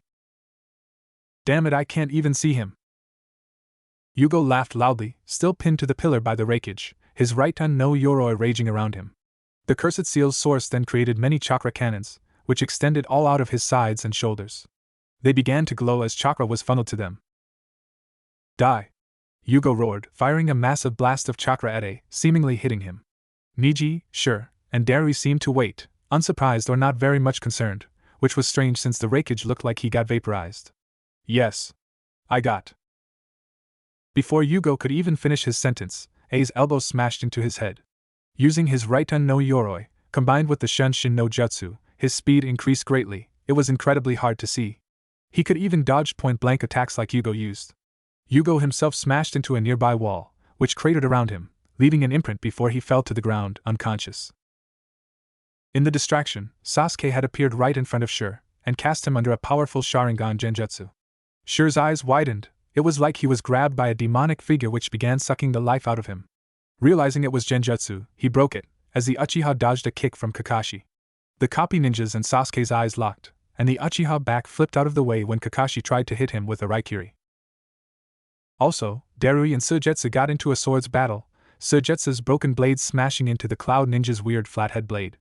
Darui charged electricity through his blade, clashing with the broken decapitating carving knife as Karen took cover. A straightened himself out as Sasuke came at him in an attack. Charging the Chidori through his Chikudo, making the Kidori Chidori Katana, he slashed at the Raikage's back. However, his sword was deflected by the Raitan no Yoroi and the sword flew out of Sasuke's hand and he landed on his feet. Charging up another Chidori, Sasuke roared as the lightning surrounded his hand, nearly achieving the power of the Raikiri. A roared, his own lightning armor bursting as both moved faster than the eye could see. Only Karen, Niji, and Kakashi could even track them due to the latter two's sensory abilities and due to Kakashi's Sharingan. Like a corkscrew, the copy ninja's Sharingan morphed to his Mangekyo form to get ready. Both Sasuke and A clashed. Elbow. The Raikage roared, shoving his elbow forward at lightning speed. Chidori! Sasuke roared, the blaring sound of flapping birds filling the hall. With his Sharingan, Sasuke was able to predict the linear movement of A's strike, and he ducked and shoved the Chidori forward, impacting the Raitan no Yoroi. However, the lightning armor discharged an opposing voltage to the Chidori, sending off a massive electrical field which formed sphere-like blast that cut through the ground and the corner of the wall, and electricity sparked around them, continuing to cut away at the wall and floor. Sasuke focused his Sharingan, and his eyes widened slightly. Only the very tip of his fingertips penetrated the Raikage's skin. It was just a flesh wound. A then grabbed Sasuke's waist in a vice-like grip and the last Uchiha struggled. Using Raiten to increase an attack's power and penetration? That's Hatake Kakashi's move. To be able to touch me even when I'm clad in my Raitan no Yoroi, that's really something. Damn, is there any hope? Suigetsu snarled, clashing with Darui, their blades slashing at each other in a fierce combat. Nope, Sasuke is as good as dead, Darui replied, parrying Suigetsu's slash away easily. Sasuke! Karen yelled as A's chakra level spiked again, and he lifted Sasuke up by his waist. Rager Bomu, Liger Bomb!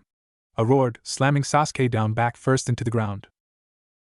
The force of the Rager Bomu tore up the ground all around them, splintering it into a circular fashion as both Sasuke and A sank into the ground from the impact. The blow shook the entire room, making all the ninja in the room leap out of the way to find better footing. Niji's eyes were wide. The crater of the Rager Bomu was at least 8 meters deep and 12 meters wide. Amazing, Niji thought, finding his footing, and then he saw something around Sasuke's body, a skeleton. Sasuke had managed to activate his Mangekyo Sharingan in time, putting up Susanoo's ribcage around him to take most of the blow of the Rager Bomu. His robe had managed to take a rip and a trickle of blood flowed down his lip from the force of the impact. A's eyes widened in a little shock, but 2 of the Susanoo's ribs then cracked and broke. The Susanoo began to glow with a purple aura, and the Reikage let go and jumped back, and Sasuke did as well, the full ribcage around his body as he returned to his feet. A skeletal arm balanced him as Sasuke panted, and A looked right at him. There was a 6-pointed star in Sasuke's eyes that was completely red and surrounded by darkness, and in the middle was a black pupil. The Uchiha was starting to suffer the effects of exhaustion, and his entire body hurt, and even though part of his robe was ripped, it was still on his body. Is that the Mangekyo Sharingan? A thought, and he powered up again, entering a version 2 of his Raitan no Yoroi. His platinum blonde hair, which seemed to stick to his head, then began standing up, and the lightning aura around him expanded. His chakra levels also skyrocketed. Darui had gone to help Sure, and lifted him up by his shoulders. No one's ever been able to survive that before. Just what the hell is he anyway? Darui asked in slight amazement. He beat me with a genjutsu. I still can't really move. Every once in a while you'll find a genius like that, Sure said, breathing out as the samurai reinforcements began arriving. So that's Sasuke's Mangekyo, Kakashi thought as the Kumo Jonin looked on in amazement, muttering about those eyes that Sasuke had at that moment. Suigetsu was now pinned to his electrified sword to a wall, watching on. Am I too weak against Raitans? I'm paralyzed and I can't even liquefy properly. Karen's eyes were widened in shock. The Reikage chakra is still growing. These are Biju levels. Sasuke's Amaterasu eye then started bleeding. Amaterasu! He yelled, a fireball of black flames appearing on A, and then his body vanished, leaving an afterimage. A samurai behind the Reikage was then ignited by the Amaterasu, his armor shielding him as he cried out in fright. Sasuke reacted in shock. The Amaterasu had been avoided. This was unprecedented. The black flames were supposed to be unavoidable. And yet the Reikage had dodged them like he was just doing a simple sidestep. Put out the flames! One of the samurai yelled, running forward, and he had to take a step back from the heat. These are no ordinary flames, step back! One of the other samurai ordered. Amaterasu ignites whatever he's looking at. This is Sure thought, watching. A reappeared behind Sasuke, roaring. Reigyaku Suihei, lightning oppression horizontal. At that, the Uchiha ignited the Amaterasu around his Susanoo, forming a shield which stopped the Reikage's attack. At that very same moment, in the main meeting room, Naruto's eyes opened as he finished entering Sage mode. He stood up as Gaara did too. If you're going to face Sasuke, we're going too, Gaara said, and Naruto nodded. Thanks. Let's go. With that, Naruto ran out into the hallway, shortly followed by Gaara, Temari, and Kankuro, who was eager to test out his new toy. Mei stood up, looking at her bodyguards. Ao, activate your Byakugan and monitor the battle. If Sasuke should come up here, I want to be ready, Mei ordered, and Ao nodded, and behind his eye patch, his Byakugan activated. Chojuro, better get ready to unleash the Hiramiki. Hi, Mizukage-sama, Chojuro said, yanking the bandages off his sword, and the shape of a hammer appeared. If Sasuke attacks, I will protect Mizukage-sama. Back in the battle, Karen looked up to see the black flames of Amaterasu around Sasuke's Susanoo, and she grinned. A shield of Amaterasu. Good thinking. The Reikage's impossibly fast, but this way Sasuke is protected even if he can't follow the Reikage's movements. Now the Reikage won't be able to attack him. He can control the black flames, even changing their shape. Is he more skilled with this technique than Itachi? Sure thought as Sasuke glanced back at A. Don't underestimate me.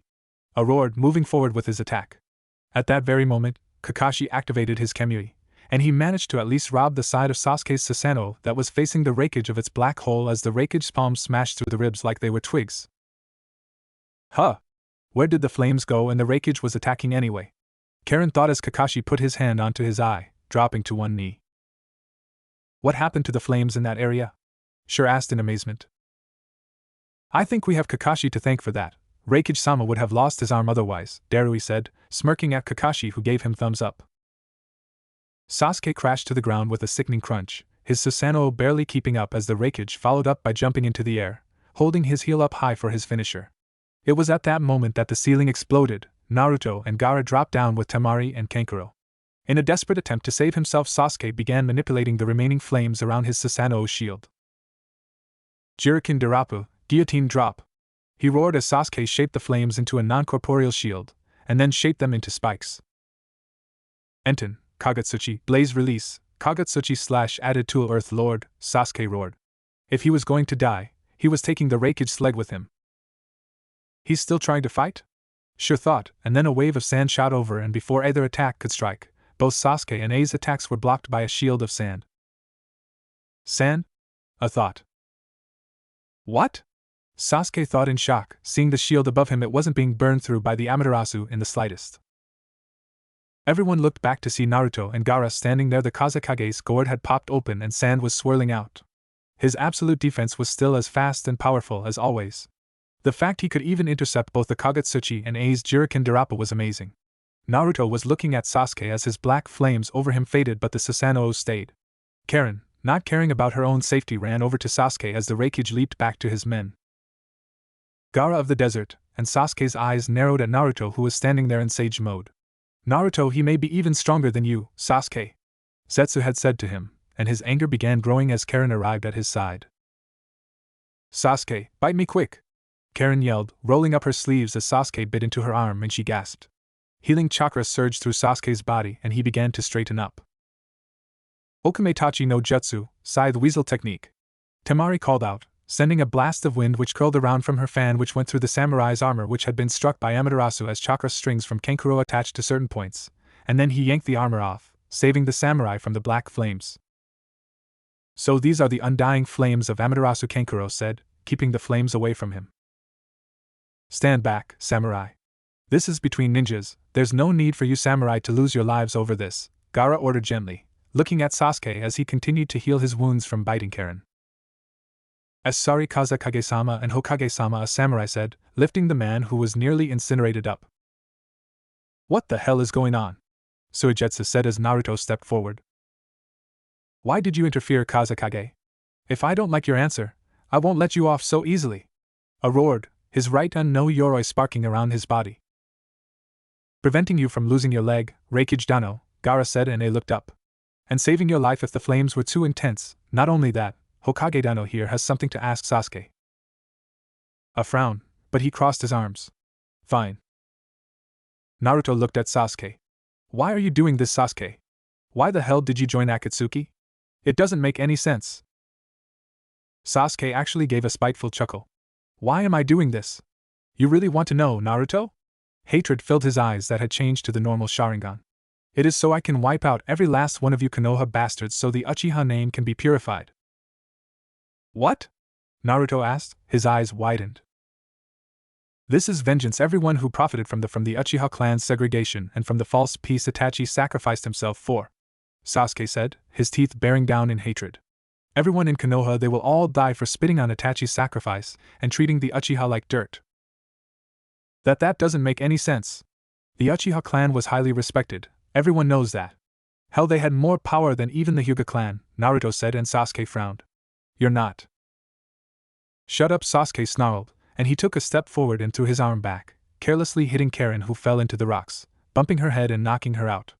You'll be the first, Naruto. I will finish the job I started at the Valley of the End. Naruto watched, and his eyes narrowed. If you're going to do this, Sasuke, I'm going to stop you. Try it, Sasuke roared, dashing towards Naruto. The young Hokage met Sasuke's charge, and he dodged the punch that the Uchiha launched. Shifting into Kawasakumite, frog katas, and faster than Sasuke's Sharingan could see, he launched a powerful roundhouse kick at Sasuke. Barely reacting in time, Sasuke blocked with his fist but was sent flying back by the sheer force of the kick.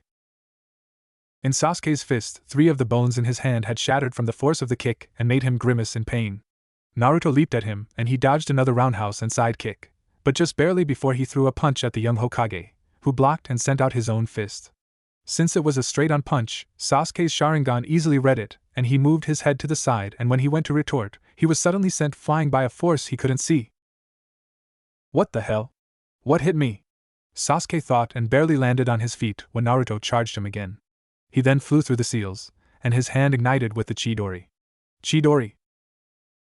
The Uchiha charged Naruto, the sound of 1,000 chirping birds filling the halls.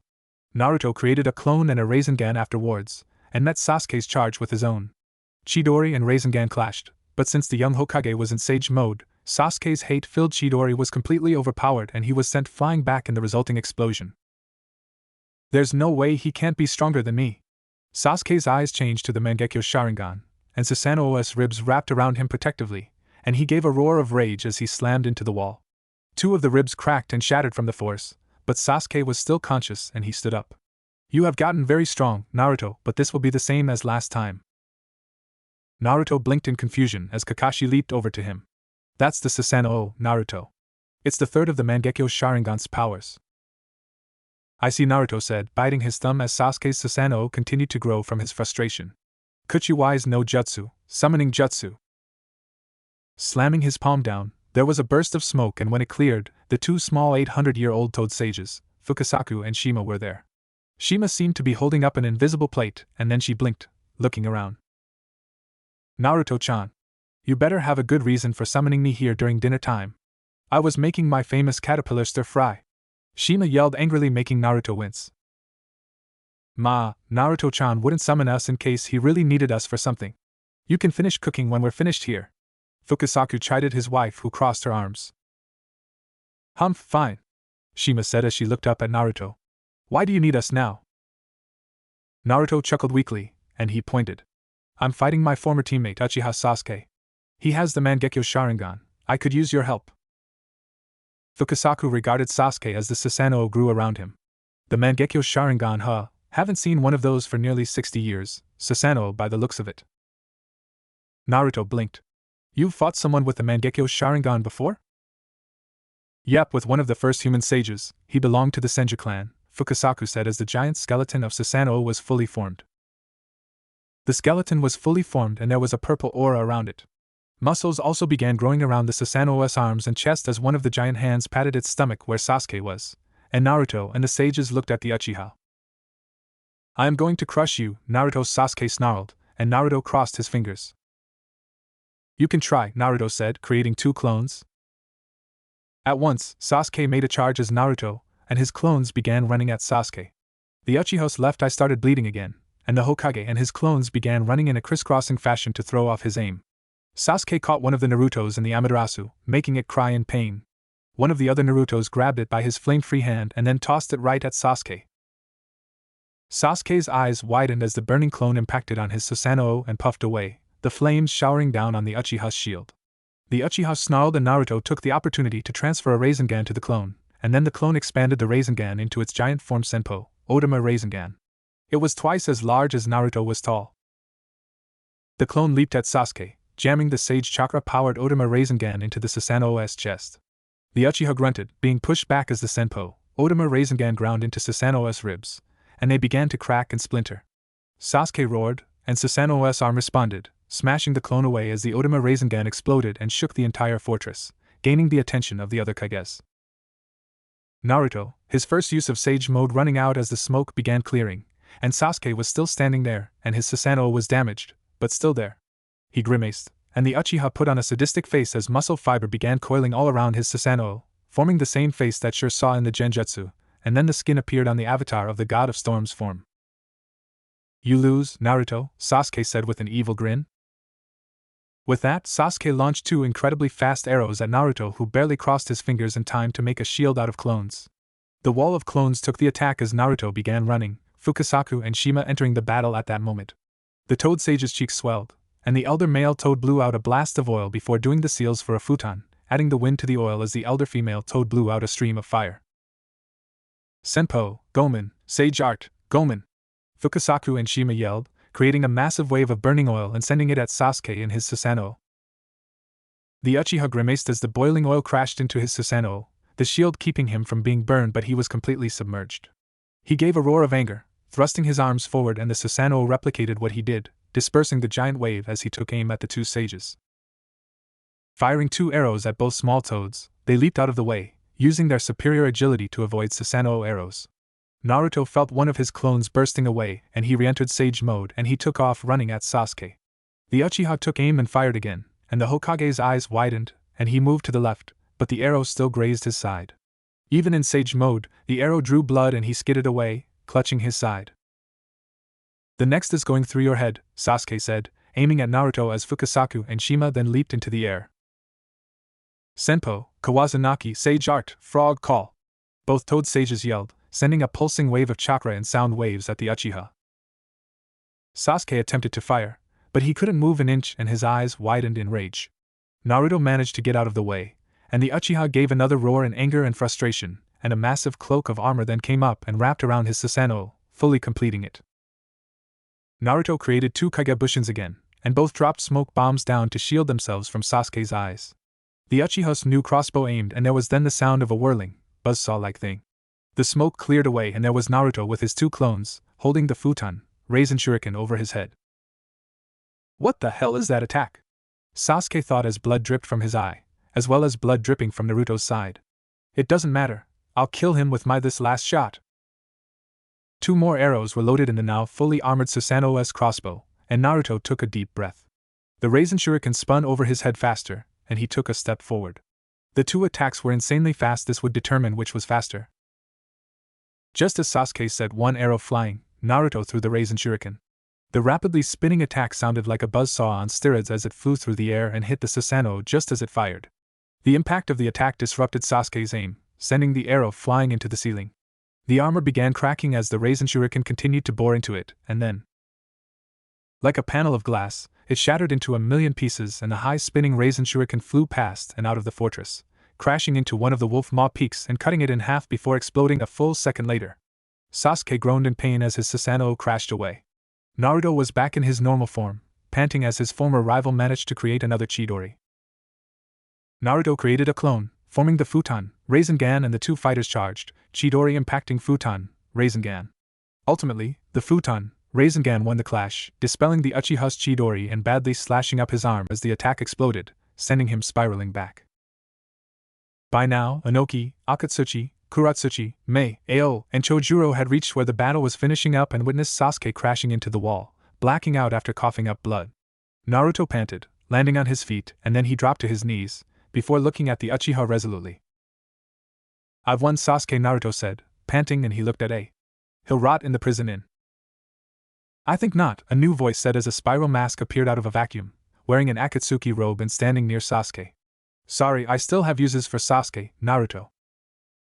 Standing before the assembled Kages and their bodyguards was Uchiha Madara, leader of Akatsuki and number 1 criminal on the planet. His Sharingan eye seemed to smile at the people gathered. Now let's have a chat, shall we? Konoha. While the attack from Sasuke happened in Iron Country, in Konoha several things have been happening. One of the things is Danzo has decided to move his base of operations out of Konoha so he could start biding his time until Naruto's inevitable failure at the summit. For now, Danzo would leave Konoha in the young Hokage's untested hands, knowing that the daimyo would make the right decision in the future. The journey to the new base would take several days due to it covering the roughest terrain in Fire Country, but it would be worth it. Little did he know he was being watched, and not by a Konoha shinobi.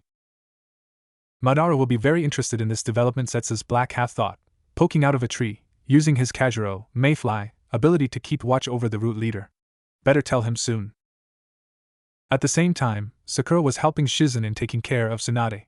She was remembering what she did 2 days ago after things had settled down between those 2 Kumo ninja and herself, Sai, and Hinata.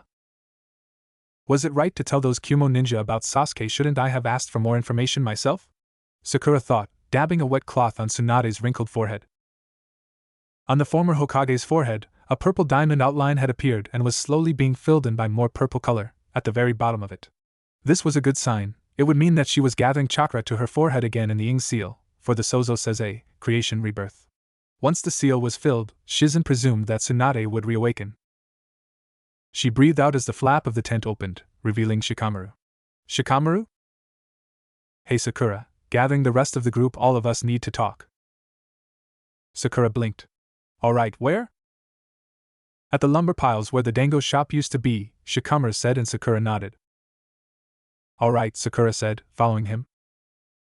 Shortly, they had gathered with the other rookies and Team Guy. Sai was also invited to come, and Hinata looked over to Shikamaru, who took a deep breath through his nose.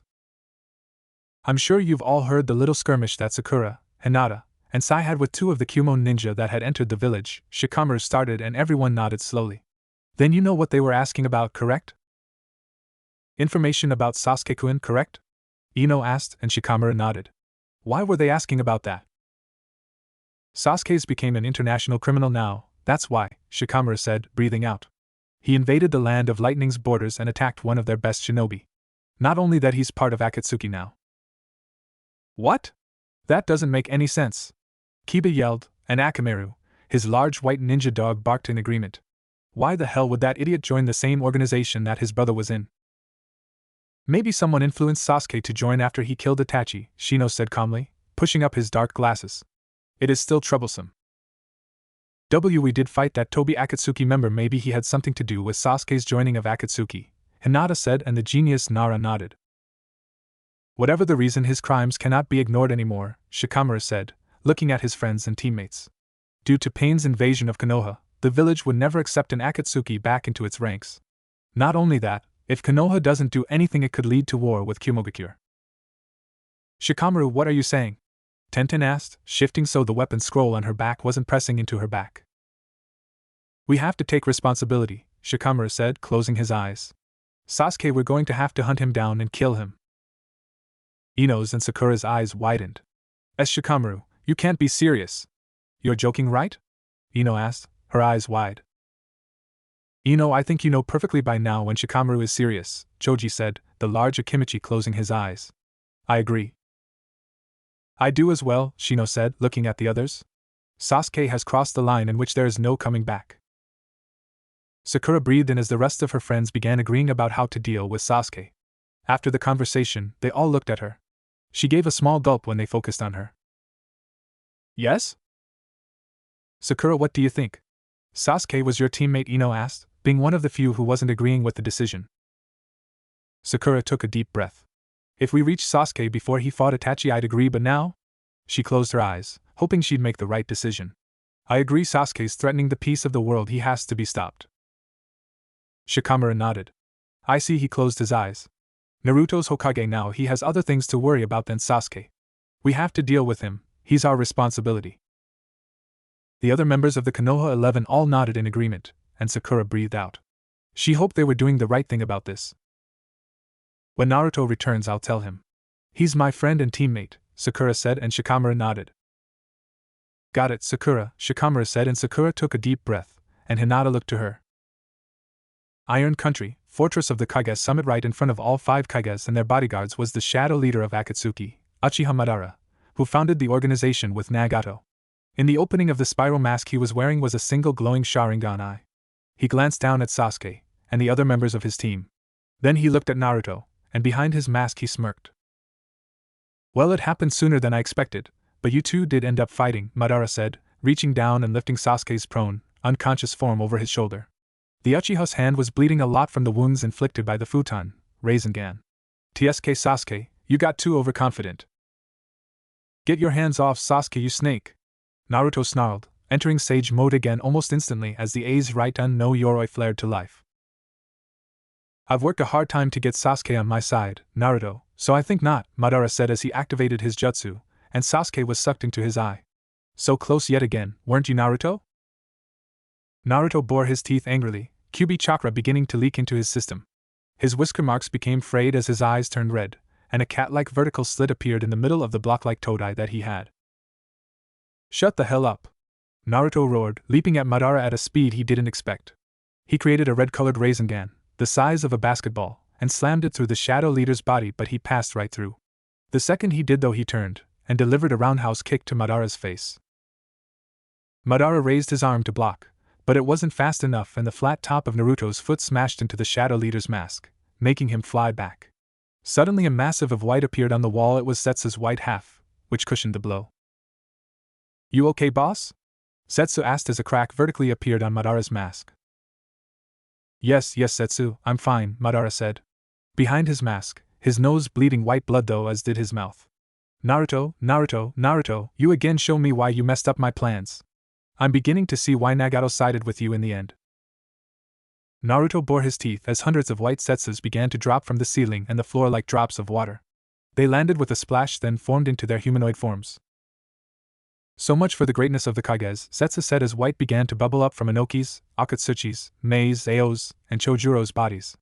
It also tried to get through Gaara's shield, but was crushed by his sand.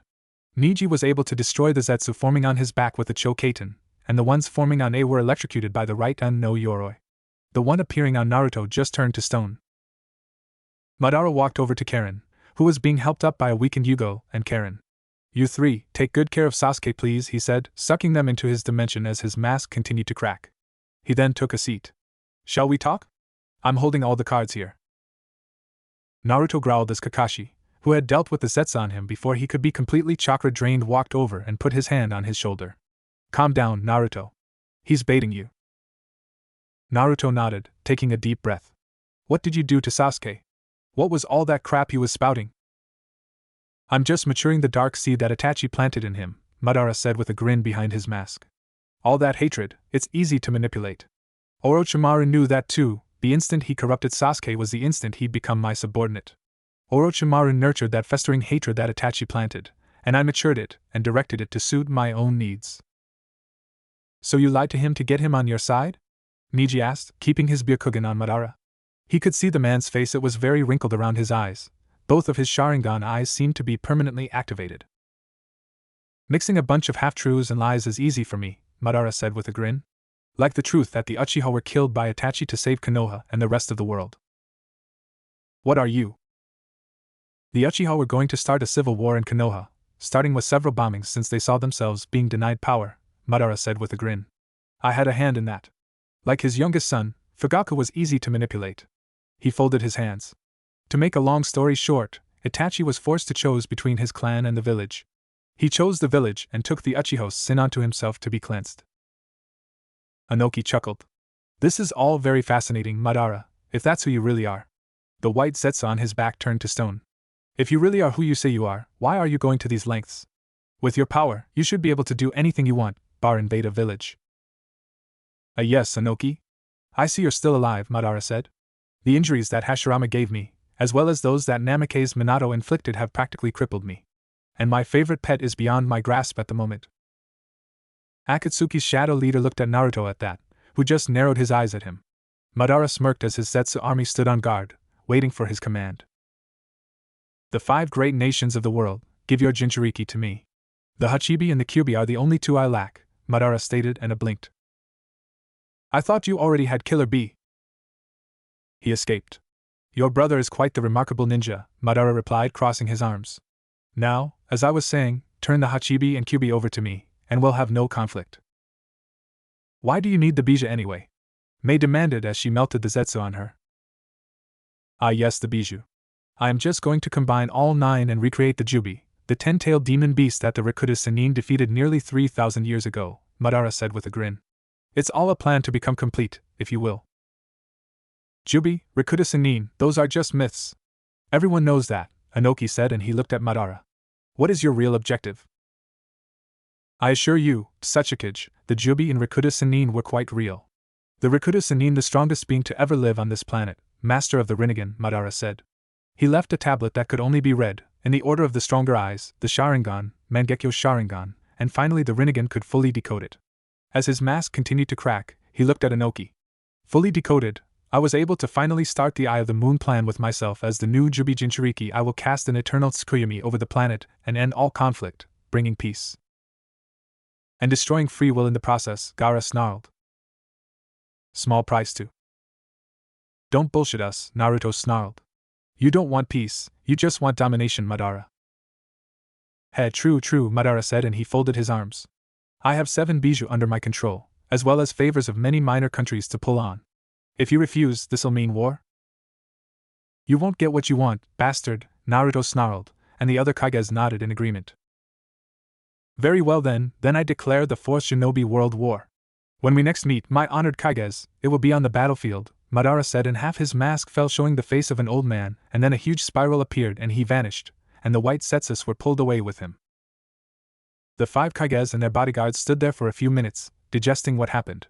We can't let Madara get away at what he wants, they said calmly, standing up fully as his right no Yoroi faded. I hate to say it, but you're right, Reikage Dano, Inoki said, crossing his arms. Though what can be done about it? I suggest we finalize the plans to make the alliance, Mifune's voice interjected as he walked down. Madara made his plans clear. If any of the nations ever hope to survive, we need to ally. The Kages nodded in agreement, and Inoki then asked, then who should lead us? Konoha, Mifune said without any hesitation. As well as Hokage Dano. He's proven himself to me fully. I agree with Mifune-san's assessment, Mei said, and Gaara nodded. Second, Gaara said, and A looked at Naruto. I agree as well, A said, and Naruto breathed out, closing his eyes. I'll do my best then, though I can't do it alone, Naruto said as Inoki harumphed. Youth these days, this alliance won't last without people with experience in fighting, Madara, Inoki said, and he looked at the young Hokage. Let me make this clear, Hokage Dano, I don't like nor trust you. But you have experience fighting Akatsuki, as does your village, being veterans in fighting them already. That said, I'll stand with you, as will Iwagakure. Naruto nodded, breathing out. Very well, I swear then, I won't fail you then. He then put his hands to his stomach. I need to master the Kyuubi then for my next battle with Sasuke, as well as to beat Madara. Time to master that jutsu. Iron Country Forests. As the meeting of the 5 Kages concluded, deep in the snow-covered forests of Iron Country, the sound of deep singing was heard, as well as the sound of a growling bear. A third voice, which spoke in rhymes, was also heard. In a clearing, there stood Kumogakure's remaining Jinchuriki, brother of the Reikage Killer Bee. He was writing notes into a notebook as he listened to his teacher, a middle-aged man who wore his hair in a large puffy top knot, and wore a white hamaka over a mesh shirt and black pants. Enka is about passion. You must have passion in every word you make, Killer Bee. Right, Sabu-sensei. Now, give it a try. Killer Bee took a deep breath, trying to find a beat. Give a call to the wall, beat the heat with this seat. No, all wrong. You don't need to rhyme these out, Sabu said as Panta began growling.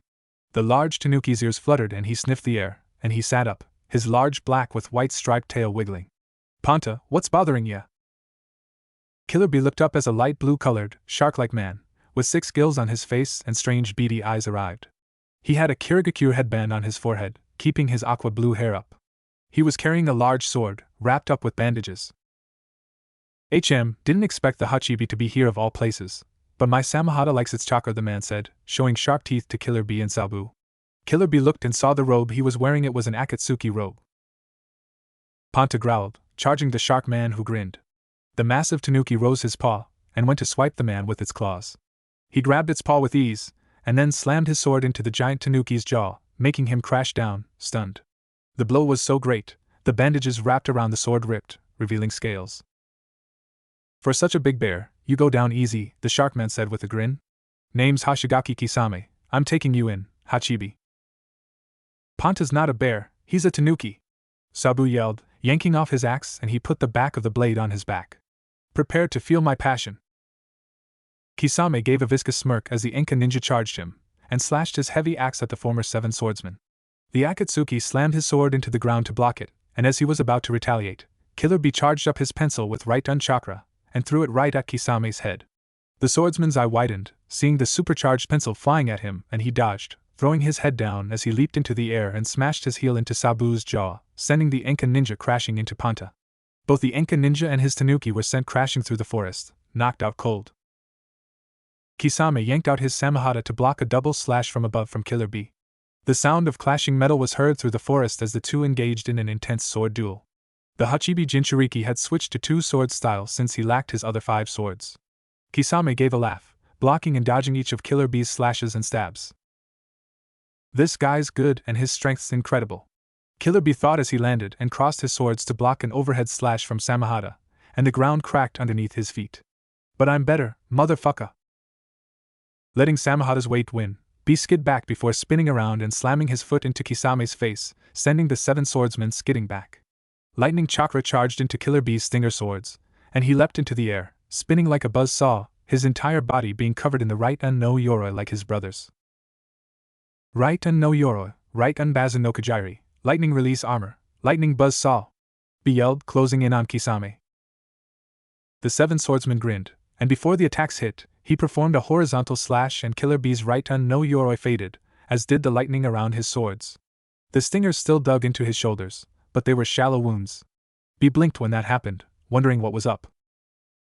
Heh, pretty impressive attack, Hachibi, Kisame said with a grin, Samahata quivering in delight at the chakra it just fed on. Did he eat my chakra? Killer B thought, and his brown eyes glanced at Samahata. Or did that one way to test?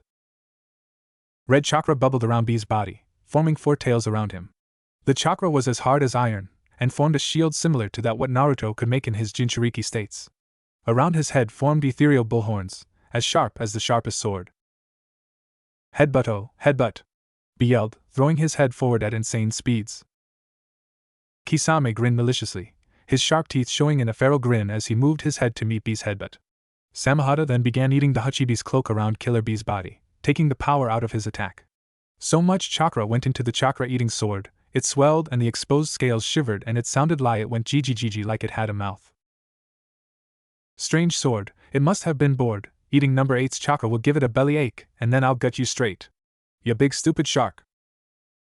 You definitely are smarter than you look, I see why you escaped Itachi's little brother. Samahata very much enjoys that calamari-flavored chakra of yours, Kisame said with a polite grin. I rarely see him get so excited over a meal. Yes, you are worth shaving down to the bone. So the scary shark man treats his sword all sweet. Too bad you're both about to get beat, B said in a rap, leaping back, and Kisame gave a wide grin, showing his extremely sharp teeth. Check it, huh? Samahata began shaking, and all of its scales slashed through the bandages wrapped around it. The massive amount of sharp scales kept quivering and the jijijijiji continued, and right at the top of the mouth. The mouth opened, and showed several sharp teeth and showing its tongue. I'll say it again, Hashigaki Kisame's the name, remember it, Kisame said with a grin. B gave a smirk, and he did two seals. Right-un Bushin no Jutsu, he said with a grin, and in a few bolts of lightning, there were now several killer bees in the forest. All of the Right-un Bushins grinned. Suddenly red chakra bubbled up all around them, forming four tails. The real killer bee gave a smirk, sending another burst of Hachibi chakra into his own body, forming another four tails. Ho ho ho, Kisame said with a grin. Looks like Samahata's going to eat well today. Iron Country, Kage's summit building. After the attack and the declaration of war, all 5 Kages and their bodyguards were now sitting down to finalize things in the alliance. Naruto had reluctantly assumed the station of commander-in-chief, but he insisted that the Raikage, be his second in command due to him having more experience with this. The Kages were discussing who was most likely to join Akatsuki, as well as the remaining members. He is called Zetsu. We saw one of his abilities during the attack, Kakashi stated, talking before the Kages. He is Akatsuki's primary scout and hunter ninja. He also was assigned to take down Han, the Jinchuriki of the Gobi, Anoki added, leaning forward. As far as we know, Hashigaki Kisame is also alive, former partner to Uchiha Itachi, Naruto said, looking at Torimi Mei, the Mizukage. Do you have any information or weaknesses that Kisame may have? I don't, but Chojuro might, Mei said, looking over to the young swordsman. Chojuro gulped, but pushed his glasses up. My sensei would often talk about Hashigaki Kisame and his sword, Samahata. Kisame was the strongest of all 7 swordsmen of the Hidden Mist, and his chakra levels could be comparable to the Sanbai, thus getting him the name of the Biju without a tail, Chojuro said, gripping his Hiramiki. Of all the swords, Samahata is the most evil. All the swords have unique properties and they all chose their wielder. Even Momochi Zabuza's decapitating carving knife has some sense of self. It makes Kisame virtually invincible. He can use it to slash visible chakra to add to his own reserves, sometimes even taking out jutsus. The only weakness I can think of is not using visible chakra in jutsus. When I was still a genin, 3 years ago, I experienced that ability myself, Naruto said, breathing in. I tried to summon Kyuubi's chakra to help out Sasuke when he was my teammate at the time, but Kisame just dropped his sword and the chakra was gone. They all nodded and the Kages looked to Inoki. Do you have any information of Madara that we can use? Anything I can tell you youngins is in the history books.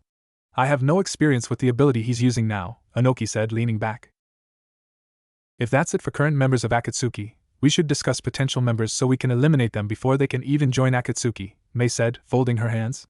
I'll start. 2 months ago, one of our strongest jonin betrayed us. His name is Tokiya Jiichu. He's known as the Butcher of the Shadows, and is known for his darkness ninjutsu where he can literally blend with any shadow and strike from there. The other Kages nodded and Gaara leaned forward. In the confusion of my kidnapping, there was a jailbreak in our primary prison. We recaptured most of the prisoners except for one, Hato the vampire. When I was 6 years old, he was arrested by my father personally after murdering 2 of our ANBU captains, and their entire squads after he had used his Keki Genkai on 3 of Sunageku's counselors.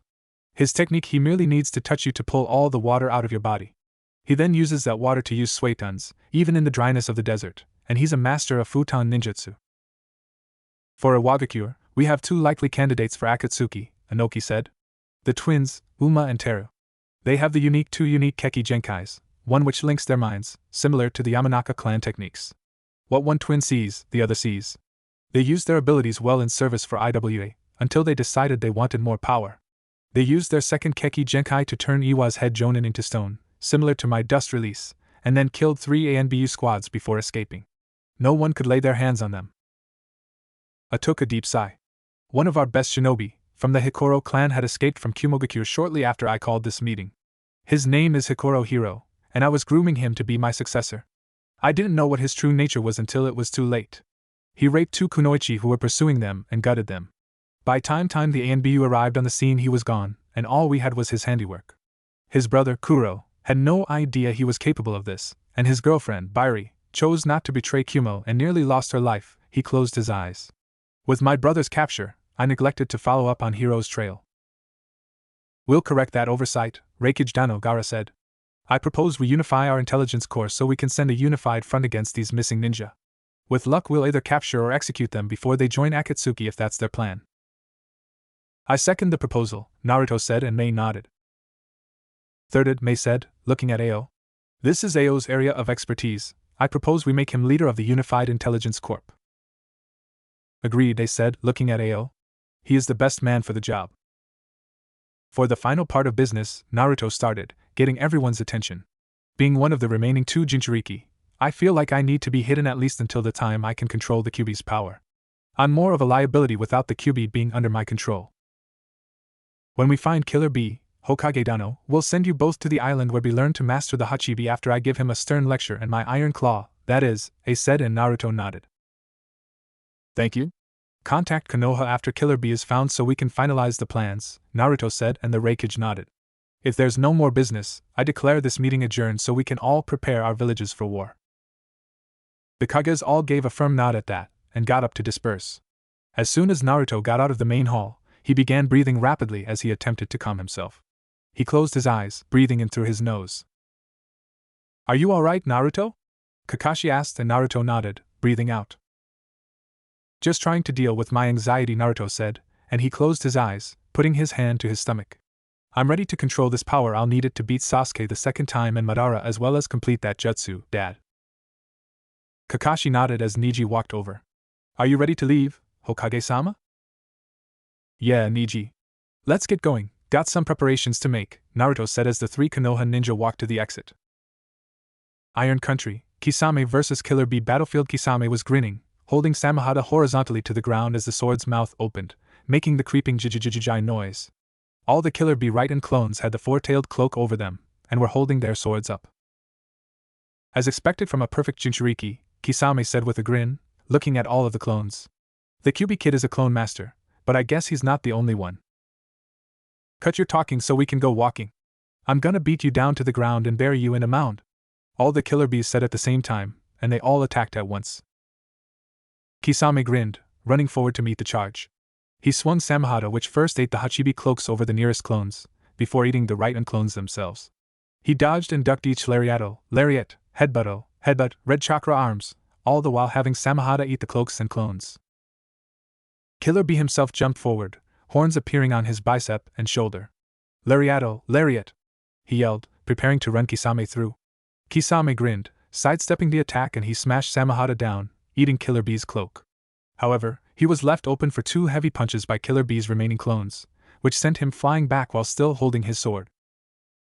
Samehada, however, acted as an anchor, and made its scales grow and impaled and ate all the chakra in the clones. Killer Bee jumped back, barely avoiding the now nearly engorged Samahata. "Hungry little sword," Killer Bee said with a grin, looking at Kisame.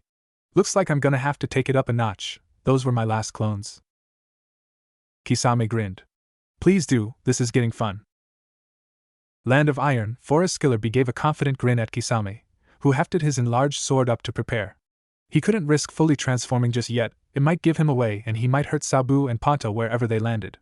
In his mind, the Hachibi looked at his mental form. "So are you going to fully transform, Bee? It might be smart." "Nah, not yet. Going to use version 2, so be ready number 8.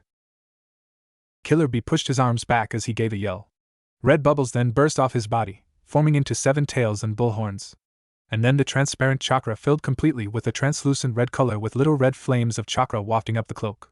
Killer Bee's face was covered by the red chakra, and there were 2 glowing white eyes and a mouth with jagged teeth on the chakra. "Oh yeah! This feels good in the hood," Killer Bee said, the ground cracking under him as the snow evaporated all around him from the extreme heat that his new chakra cloak was generating. "Interesting, he's compressed the power of a bijou into human form." Kisame remembered reports Setsu gathered from the battle between Orochimaru and Naruto nearly a year ago, as well as between Naruto and Pain. Unlike the Kyuubi kid though, it seems like this guy can keep his mind that makes him 10 times dangerous. A toothy grin appeared on Kisame's face. "Perfect. Let's see how much your hungry little sword can take before I break it," Killer Bee said, his own toothy grin appearing in the chakra cloak. Kisame charged Killer Bee, who smashed his hands into the ground and ripped up a huge slab of earth, and he swung it like a huge club at the Akatsuki member. Kisame used Samahata to block, shattering the makeshift club as Killer Bee himself charged, launching a powerful punch at Kisame and making him fly back into and through several trees, further away from Sabu and Panta. The Hachibi Jinchuriki blurred, and then vanished, and its fist enlarged as he reappeared over the Akatsuki member. Bringing down the enlarged chakra hands in a hammer strike, Kisame used his enlarged Samahata to control his flight by smashing it into the ground like an anchor. He twisted, avoiding the fist as they struck the ground, causing a mini earthquake and cratering the ground massively. Killer Bee's tails lashed out, acting like whips as they tried to strike the Akatsuki member. Kisame gave a grin, hefting Samahata up to drain each tail, but the chakra acted on its own, barely avoiding the sword and smashing into Kisame's shoulder. "Arg!" Kisame growled, being pushed back as Killer Bee made a flexing motion. Blood poured out of the swordsman's shoulder, but it began closing as he held on to Samahata. A huge ox skull with 2 sharp horns appeared on Killer Bee's shoulder, as well as the spine. The ground cracked underneath him again as the snow evaporated all around him, creating the effect of a supercharged mist, filled completely with Hachibi chakra. Kisame hefted his sword, seeing the ox skull through the wafting mist. "Cho Lariato, Super Lariat!" Killer Bee yelled, taking off at Kisame at high speeds. Kisame's eyes widened slightly, and he brought Samahata up to block. The huge ox skull smashed into the sword, wrenching it from the Akatsuki member's grasp, and the rest of the skull smashed into his chest. Samahata managed to eat up most of the chakra, making Killer Bee revert to his first version state with only 1 tail. Kisame smashed into a nearby tree, and the tree collapsed as blood dripped out of his mouth. "I can't believe I reverted to this version, hungry little sword." Kisame's entire chest had been blown away, exposing his ribs and collar bone. He chuckled, continuing to cough up blood as he put a hand to his wound and reached out. "Hey, you got me, Hachibi!" But Kisame reached out, and Samahata flew into his hands. Despite being absolutely engorged by the Hachibi chakra, as well as its own injury, it still responded with speed to Kisame's commands. "This fight is just getting started." "What are you talking about, fool?" Killer Bee demanded as Kisame's mortal wound began healing. Fresh new blue flesh began covering Kisame's ribs as he regenerated from the Cho Lariato. When he was fully healed, the Akatsuki member gave a grin, and he slashed the air with his sword and rotated his shoulder. Giving Killer Bee a toothy grin, his face began to get more shark-like. "I'm the best Akatsuki member at taking their target alive," Kisame said with a wide grin, charging his chakra to his stomach to create a powerful sway-ton. "My strength is equal to that of my opponent, and with Samahata I'll never lose stamina, thus making me the perfect weapon against your kind." Killer Bee frowned, and he entered version 2 once more as Kisame's cheeks swelled. "He's gonna use a Swayton. This guy's chakra is so big he doesn't need a source." Swayton, Daibaku Sway Shoha, water release, great exploding water colliding wave. Kisame yelled, and he spat out a massive amount of water which blew Killer Bee back. The waves buffeted Killer Bee's version 2 form until he was completely submerged. What the why couldn't I? Killer Bee thought, and he looked around as the massive amount of water formed a huge dome. He then shot to look at Kisame, who had now merged with Samahata. His neck had grown out a bit, and he now had 6 gills, 3 on each side. On his back was a large dorsal fin, and his elbows had grown flippers, and webbing was now connected his fingers and toes. Finally, he now had a tail, and looked incredibly more dangerous. What the? Is he really half shark now? Killer Bee asked aloud, having a bit trouble breathing while underwater. If he fully transformed, he would have the gills and the girth needed to survive here, but he couldn't risk it just yet. I guess I'm in your turf now. Here I come, Kisame uttered, and in a massive amount of speed, he charged at Killer Bee in the water. Killer Bee created another ox skull, and his tails burst backwards at the same time, propelling him at the same speed as Kisame. Cho Lariato, Super Lariat! The two collided at insane speeds, the ox skull smashing again into Kisame's body. However, this time, any wound that he got instantly regenerated, and he drained Killer Bee's version 2 cloak away and dove while the Jinchuriki was caught in his elbow. He smashed Bee into the ground, drawing Killer Bee's blood for the first time when he spat out a copious amount. In retaliation, Killer Bee's remaining tails turned into real tentacles, and he tossed Kisame away before assuming another version 2 cloak. The Jinchuriki jumped up from the floor of the water prison, and fired a concentrated beam of chakra from his mouth. Kisame just swam around it, bobbing and weaving as Killer Bee continued to fire at him. It's useless, Jinchuriki! Kisame yelled, avoiding the last chakra beam, and he did several seals. Suetun, Gashokuzame, water release, 5 feeding sharks. He extended his hand, and several large sharks, made out of hardened and shaped water, swam at Killer Bee and sank their jaws into his chakra cloak. They dragged him down to the bottom of the prison and smashed him through several trees and then through a large rock. Killer Bee threw his arms out, smashing the water sharks apart, but they just reformed. Kisame then smashed his way through and slashed at the Jinchuriki with his fins. Gah! Killer Bee yelled, the air knocked out of his lungs again as his version 2 cloak was eaten by Samahata, which was in Kisame's body. Damn it, this isn't getting nowhere. And I'm running out of air. Don't worry, Hachibi, I won't kill you, Kisame yelled, slamming into Killer Bee again and eating the remains of his chakra cloak before breaking off. Though that doesn't mean I can't break a few of your bones. Killer Bee growled. Okay, number 8, I think it's time to come out. It's about time, Bee, Hachibi yelled as a new chakra cloak burst from Killer Bee's body. Kisame watched, and he blinked as the cloak receded as Killer Bee's legs disappeared. 8 massive tentacles took its place as wave of bubbles came rising up, obscuring the Akatsuki member's view. Kisame's jaw dropped as Killer Bee's chakra levels spiked, even though before they were almost completely drained, when the bubbles cleared. Standing right before the Akatsuki member was the Hachibi itself. Now you've brought out the bull, you massive tool, Killer Bee yelled, using the Hachibi's mouth. Gonna stomp you into dust and break that annoying little sword. Crap, Kisame thought as the Hachibi's tails pulsed, and then sent it barreling forward at the Akatsuki member. Fully transformed, I can't absorb his chakra like this. And that form gave him gills. Time to change tactics. Kisame dodged the Hachibi's massive hand as it tried to grab him, and the tentacles shot out at him. The Akatsuki member bobbed and weaved, attempting to avoid all of the Hachibi's strikes, but the tails were incredibly fast. One smashed into his back, and he pushed upwards, cutting the tip off, but was met by the Hachibi's fist. It sent him flying back, and Killer Bee pushed the Hachibi form forward in pursuit.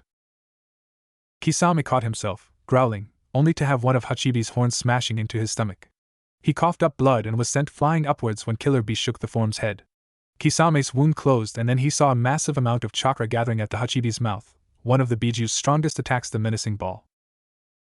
This is a perfect chance, as any Samahata can absorb some of that, and it'll survive. Time to go to plan B, Kisame thought as Hachibi gave a roar, and shot the massive blast right up at the Akatsuki member.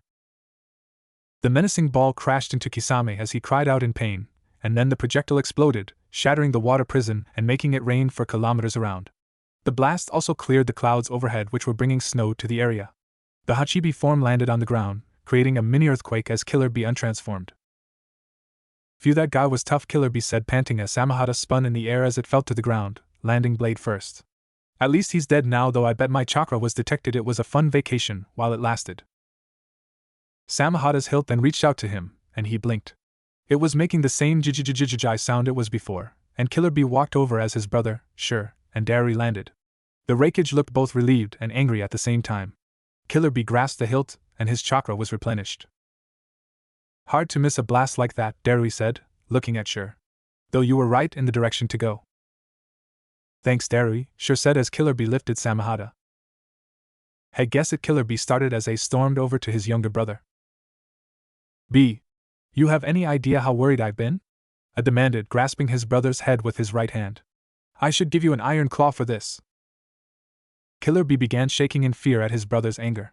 Even his right hand is insanely strong. Kanahigakure, 2 days later.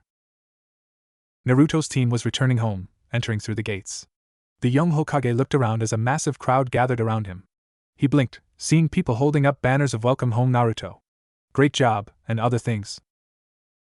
"Welcome home, Hokage-sama." The crowd cheered in unison, and Naruto blinked. Thanks," Naruto said, rubbing the back of his head. He looked over the crowd to see that a small section of Konoha had been rebuilt where the old downtown used to be. At the center of it was a new Hokage tower, right at the base of the monument. Yamato came walking forward. "Got the tower all finished, Naruto. It's ready for your inspection." "Thanks, Yamato Taicho," Naruto said as he walked through the crowd. Sakura was grinning at her teammate, but she was breathing nervously. "I'll tell him when he gets settled," Sakura thought as she looked at Hinata, and then nudged her forward. Go talk to him. You've been waiting the longest out of all of us." Hinata blushed. Thanks, Sakura-chan." She walked forward, looking at Naruto. She took several calming breaths, trying to get rid of her stammer. "Naruto-kun, can I accompany you to your office?" Naruto smiled. "I'd like that, Hinata-chan, a lot." Hinata nearly fainted at that, and the crowd cheered again. Niji gave a smile at what his cousin did. Shikamaru glanced at Sakura, guessing she was going to use Hinata as a distraction so the issue about Sasuke wouldn't be pushed. He shook his head at that. Shortly, Naruto was in his new office and he was looking around. Niji had gone to rest after the mission, but Kakashi and Hinata escorted him there. It was almost a carbon copy of Tsunade's and Hiruzen's old office, except well new. There was even a similar desk there, as well as the same type of chair. Kakashi smiled. "Well, Naruto, you have time. Go on, it's your chair now." "Thanks, Sensei," Naruto said, walking over to his new chair, and he slowly pulled it out, before taking a seat behind the desk.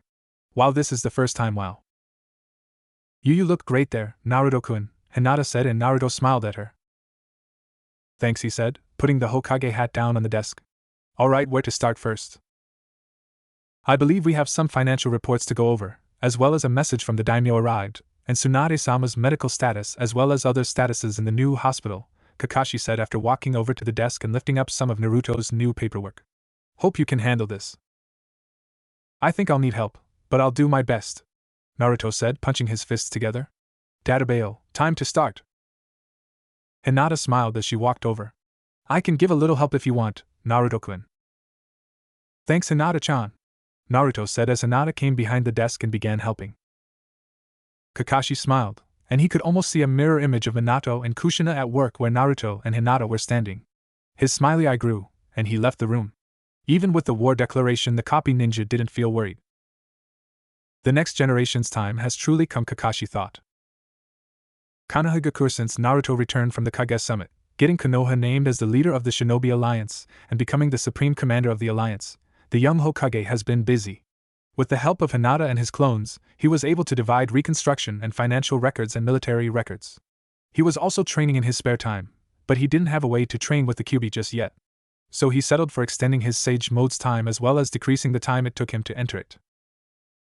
Also during this time, Danzo had left Konoha for his new secondary base so he'd be able to conduct his own assaults on Akatsuki without being held back by the alliance. He had left in secret, only Koharu and Hamura knew he departed, and they were sworn to secrecy. In the training field, Naruto was meditating, his legs crossed. His eyes were closed, and he was breathing out, staying perfectly still. Reddish-orange pigmentation was appearing around his eyes, and when it was fully there, he opened them. Frog-like yellow pupils had replaced his blue eyes, signifying he was in Sage Mode. He then looked at the watch on his wrist. "Brought the time down to change to 2 minutes," he said, standing up. "Now to see how long I can stay in it." In another part of Konoha, where Naruto had fought pain while in his six-tailed form, Hinata was searching for something. Her Byakugan was activated, and she was scanning the area. There has to be some left of it here, Hinata thought, walking past the place where Naruto had been pinned down by pain.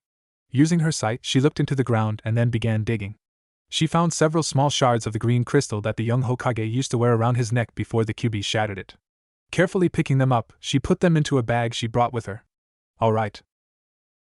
When she had gathered all the shards, she looked at the place where she confessed her love for Naruto, and her cheeks blushed. Taking a final breath, she left the place, carrying the shards of the Hokage's necklace with her. In another part of the village, Sakura was furiously training, again trying to put off talking to Naruto about what the Konoha 11's decision about Sasuke. The medic threw punch after punch, trying to increase her speed in taijutsu. All around her was fallen trees and walls of rock. Sakura panted, doing another group of seals, and the ground turned into a river of mud in front of her. Doton, Doryu Taiga, Earth Release, Earth Flow River. Like the rapids near a waterfall, Sakura's Doryu Taiga rushed forward, slamming into multiple trees and falling them ease. Looking at her handiwork, she wiped her forehead, breathing in through her nose. I need to get stronger, Sakura thought, thinking of her teammates. When Naruto returned, we were more or less equal, but now he's grown so strong in just a few months, and Sasuke-kun, she breathed out. I need to catch up to them. She looked up with determination in her eyes. I need to find Kakashi-sensei. At the same time, Naruto was sitting perfectly still in his chair. His eyes were closed, and an invisible blue aura began to appear around his body. Wafts of natural energy entered his body as the reddish-orange pigment appeared over his eyes. He then opened them, showing the toad-like iris and rectangular pupil. Alright, now time to see if I can stay longer than 5 minutes in sage mode now. With that, he lifted his pen and began doing his paperwork. In the trash can, there were several broken pencils and pens from when he attempted to write before. He was still having trouble controlling the vast amount of physical strength sage mode grants for everyday purposes.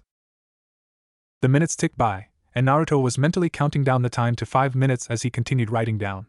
He pursed his lips, lifting up one of the new papers. It was an economic report, and he began pound his head with his pencil as he thought. By the time he figured out the problem, 3 more minutes had passed, and he was 6 minutes into the entire sage mode duration. Naruto looked at the clock to see that 6 minutes have passed, and the pigmentation around his eyes faded and his pupils turned back to normal. A smirk appeared on his face, and he lifted his arms up. Now gotta try for 7 minutes then for 10, Naruto said, throwing up his hands as Kakashi appeared in the window. Yo, Kakashi said, and his former student grinned and opened the window. Hey sensei, too cool to use the door or something? Naruto asked jokingly, and he leaned back as Kakashi entered. Yeah, well, this is the easier way to enter, Kakashi said with a grin as he entered the room. I have something for you, Naruto. What is it, sensei? Naruto asked, leaning back as the copy ninja handed him a set of tri-bladed kunai. What are these? Those are the kunai the Yondaime Hokage used to use his Hirishin no Jutsu, Flying Thunder God technique, as well as his Jukuken Kekai, space-time barrier, Kakashi replied with a grin. He even used them to deflect a blast from the Kyuubi no Yoko itself during the attack on Konoha 16 years ago. Naruto's eyes widened in awe, and he lifted one of the kunai. Dad used these? Yes, they earned him the name of the Yellow Flash, Kakashi said, taking a seat. I think he would want you to have them. These are the things that earned Dad his nickname, Naruto thought in awe, looking at the tri-kunai in his hand. Kakashi-sensei, has anyone else been able to figure out his jutsu? No, Yondaime-sama was the only one who mastered the technique, Kakashi replied as Naruto nodded. I need to learn how to do this technique then, Naruto thought, and a smirk appeared on his face. Just watch, Dad, I'm gonna surpass you. Akatsuki hideout Madara had returned to the hideout, and a vortex appeared over his visible eye. Sasuke, Karen, Yugo, and Suigetsu were disgorged from the dimension he sent them to, landing in a heap on the floor. Setsu's Venus flytrap body emerged from the ground and opened nearby. Kisame's in position. The plan went off without a hitch, Setsu's white and black halves reported. Excellent, Madara said, walking over to the table as Karen lifted her head. Madara discarded his damaged mask, reaching for another spiral one. How is Sasuke's healing, girl? He's almost at full health, Karen reported as Sasuke looked up, pushing himself up to standing position. What was that last technique Naruto used? Sasuke thought, thinking of that last clash as he walked to the wall. Naruto created 2 Kagebushins again, and both dropped smoke bombs down to shield themselves from Sasuke's eyes. The Uchiha's new crossbow aimed, and there was then the sound of a whirling, buzzsaw-like thing. The smoke cleared away, and there was Naruto with his 2 clones, holding the futon, Raisin Shuriken over his head. What the hell is that attack? Sasuke thought as blood dripped from his eye, as well as blood dripping from Naruto's side. It doesn't matter, I'll kill him with this last shot. 2 more arrows were loaded in the now fully armored Susanoo-S crossbow, and Naruto took a deep breath. The Raisin Shuriken spun over his head faster, and he took a step forward. The two attacks were insanely fast. This would determine which was faster. Just as Sasuke set one arrow flying, Naruto threw the Raisin Shuriken. The rapidly spinning attack sounded like a buzzsaw on steroids as it flew through the air and hit the Susanoo just as it fired. The impact of the attack disrupted Sasuke's aim, sending the arrow flying into the ceiling. The armor began cracking as the Raisin Shuriken continued to bore into it, and then, like a panel of glass, it shattered into a million pieces and the high-spinning Raisin Shuriken flew past and out of the fortress, crashing into one of the Wolf Maw peaks and cutting it in half before exploding a full second later. Sasuke groaned in pain as his Susanoo crashed away. It destroyed even Susanoo's, Sasuke thought, pursing his lips in anger, and he punched the wall next to him. How could Naruto get that strong in such a short amount of time? He remembered, nearly 5 months prior when he and Naruto had met up again in Orochimaru's hideout. Naruto couldn't even fight him then, and he had suppressed a tiny fraction of the Kyuubi's might which had leaked out of the seal. There is also something else, Zetsu said, and he turned to Sasuke. You're going to like this, Sasuke. What is it? Madara asked, securing his new mask. Danzo is on the move, Zetsu replied. And completely vulnerable as well. It looks like he's heading to a new root base in the volcanic mountains of southern Fire Country. Sasuke looked up at that, as did Madara. The younger Uchiha's rage exploded at the mention of Danzo's name, and the Susanoo partially formed as his eyes shifted to the Mangekyo Sharingan. Where is he now? Sasuke demanded, his teammates stepping back at his display of power. He is currently nearly 100 kilometers away from Konoha, Zetsu's black half replied calmly. Better wait until he's further away from the village if you want to attack, Sasuke. I agree, Madara said calmly as Sasuke's rage lessened. You'll get your shot, Sasuke. Give it a few days, then Danzo will be far away from Konoha so you can attack with impunity. Sasuke breathed in and the Susanoo faded around him, and his eyes shifted back to normal. Very well, he replied as he began walking. This will give me some time to prepare, then I won't walk into another hornet's nest. Madara vanished from the room using his jutsu, reappearing at the Gedo Mazo statue. 7 bijou were sealed inside it, and he smirked. Squeezing his hand into a tight fist, his Sharingan morphed to the eternal Mangekyo, and he partially synced with the statue. Its mouth slowly opened, and he stepped back as a massive blob of chakra shot out. 7 insect wing-like tails appeared, colored yellow-orange. They connected, turning green to an insectothorax, where the color began to turn blue. 6 blue legs each with a scythe were attached to the thorax, which had 2 spines on its shoulders, and 3 indentations on each side of the thorax. Its head had a mouth with several teeth, below which were its mandibles, and a massive horn on top of its head completed the demon's physique. First shots of the war will be mine, and I have the perfect target, Madara said, immediately controlling the 3rd strongest bijou with his Sharingan, then sucking it in. And the perfect target is. With that, he vanished into a vortex he created with the Nanabai. Fire Country, Northern Railway hub. Ever since the Snow Country developed the steam engine nearly 40 years ago, and the subsequent invention of the locomotive, the Land of Fire had been the forerunner of steam technology. Dozens of train tracks all met at this hub in the Northern Railway station of the Fire Country. The smell of burning coal and wood was prevalent in the area, and all the trains that went to and from the hub went to most of the countries in the area. Thousands of workers toiled at the station, getting ready for the troop influx that the other countries would be sending for the war. Steam rose from the tracks and the idle trains in several tracks. Just as the first locomotive began pulling up with hundreds of samurai from the Land of Iron, Madara arrived on the outskirts. He smirked behind his mask, seeing the pitiful defenses around the hub. Only a few royal samurai from the daimyo were stationed here, and there weren't even Konoha shinobi stationed here yet. Perfect, Madara said, and a massive vortex opened around his eye. The Nanabai no Kabutamushi surged out of the vortex, roaring, its 6 legs raising around its thorax. Akatsuki's leader still controlled it, and sent it charging at the railway hub.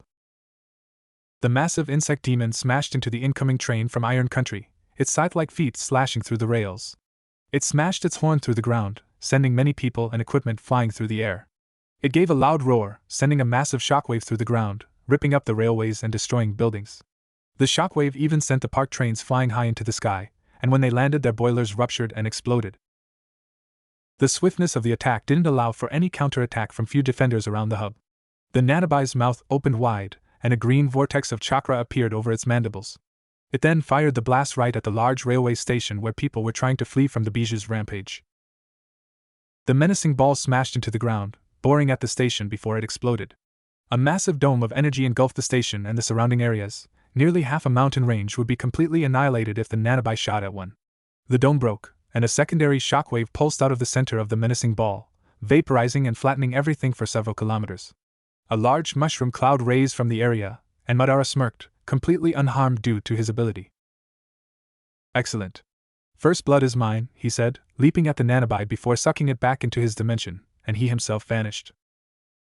All that was left of the station was a massive crater. It was like a meteor had struck. There was nothing left standing, and the rail lines were ripped apart for kilometers. Madara had struck a blow that would cripple troop movements for months. Konoha Sakura was walking down the newly constructed streets of the village, trying to find Kakashi. Shikamaru was still shadowing her, pursing his lips. He continued to wonder when Sakura would talk to Naruto about the Konoha 11's decision about Sasuke, thinking she was putting it off. Alright Sakura, are you going to have to make me do it? Shikamaru thought. Sakura looked up and she saw Kakashi walking idly down the street, reading one of his favorite perverted books. She took off running after him, a look of determination appearing on her face. Kakashi-sensei! She called out, and the copy ninja paused, and glanced back to wait for her to catch up. Sakura? What's up? Kakashi asked her as she panted a little bit from her sprint. I need you to train me, Sakura said, rising up, and Kakashi blinked. I need to get stronger, Kakashi-sensei, and Shishu is still unconscious. Please, I need to get stronger. Kakashi sighed. Sakura.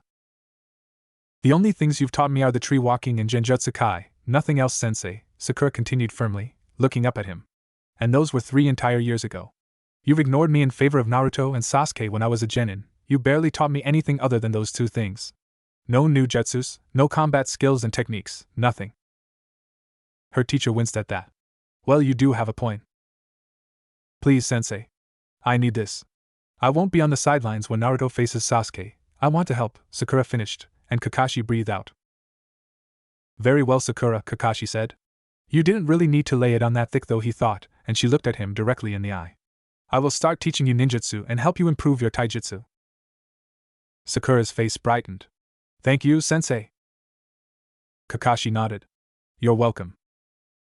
Kanehigakure news had reached Konoha several days later that the Fire Country Northern Train Hub had been completely obliterated, leaving just a crater and twisted rail lines. It would take months for the transportation to be restored, months that were needed to organize the non-shinobi troop lines. The southern and western hubs were untouched, but the chain had been broken. The daimyo had declared a state of emergency in the wake of the attack, and had agreed with Naruto about the shinobi alliance. The sheer power of one Biju was more than enough to convince him, as well as the other daimyos of the 5 great nations, to ally. In between the village reconstruction and the destruction of the northern train hub, Naruto had called an emergency meeting of the Kages. It took a few days for the Kages to arrive, and when they did, the meeting went underway. Our total amount of soldiers that we have been able to get ready for the war is nearly 10,000, Mifune reported, leaning back in his seat. And I'm organizing 5 more legions in case we need them. That gives us a total army of nearly 80,000, Naruto said, going over the organization. The allied shinobi forces would be mobilizing from Kyuubi, which had the largest army of all 5 great ninja villages. All of the villages had contributed to the army. Kyuubi had lent 20,000 ninja to the army, Iwagakure had lent 16,000, Kanehigakure and Kirigakure both had lent 12,000, and Sunagakure had lent 10,000 ninja. All the villages were keeping 5,000 ninja in reserve at their home villages just in case they came under attack during the war. Killer Bee has already been sent to the hiding place. He thinks he's having a vacation, Ace said, and Naruto nodded. We're ready to send you there whenever you are ready, Hokage Dano. Naruto nodded. I'm putting Kakashi Hatake in charge of the village while I'm away. Hopefully Tsunade-sama will awaken soon. We need her experience and abilities in this war. Anoki huffed at that. She'd probably call for the Hachibi and yourself to stay on the battlefield instead of doing the smart thing. Naruto's eyes narrowed. She'd have a point, but that's not the issue here. If that's all, Gaara started, leaning back. I believe we've finished for the day. I need to make sure my village is prepared for any assault, Ace said, and all the other Kages nodded. We'll reconvene at Kumo in 5 days. From there, I'll depart for this island afterwards, Naruto said, and they all nodded. All the other Kages nodded, and began departing. After they left, Naruto went to do a little more training before the day finished. He was still trying to figure out how to start training to control the Kyuubi, but was getting nothing. Just as he finished stretching, he disappeared in a puff of smoke. He came, blinked, and landed on a table that had many bug-related dishes on it. Shima came walking in. "Oh, Naruto-chan, here for dinner?" Shima said happily, and Naruto blinked. He said as Shima helped him into his seat. "I insist, I always make too much. And Paul be here soon so we can all eat together," Shima said, and Naruto blinked. "Come, enjoy."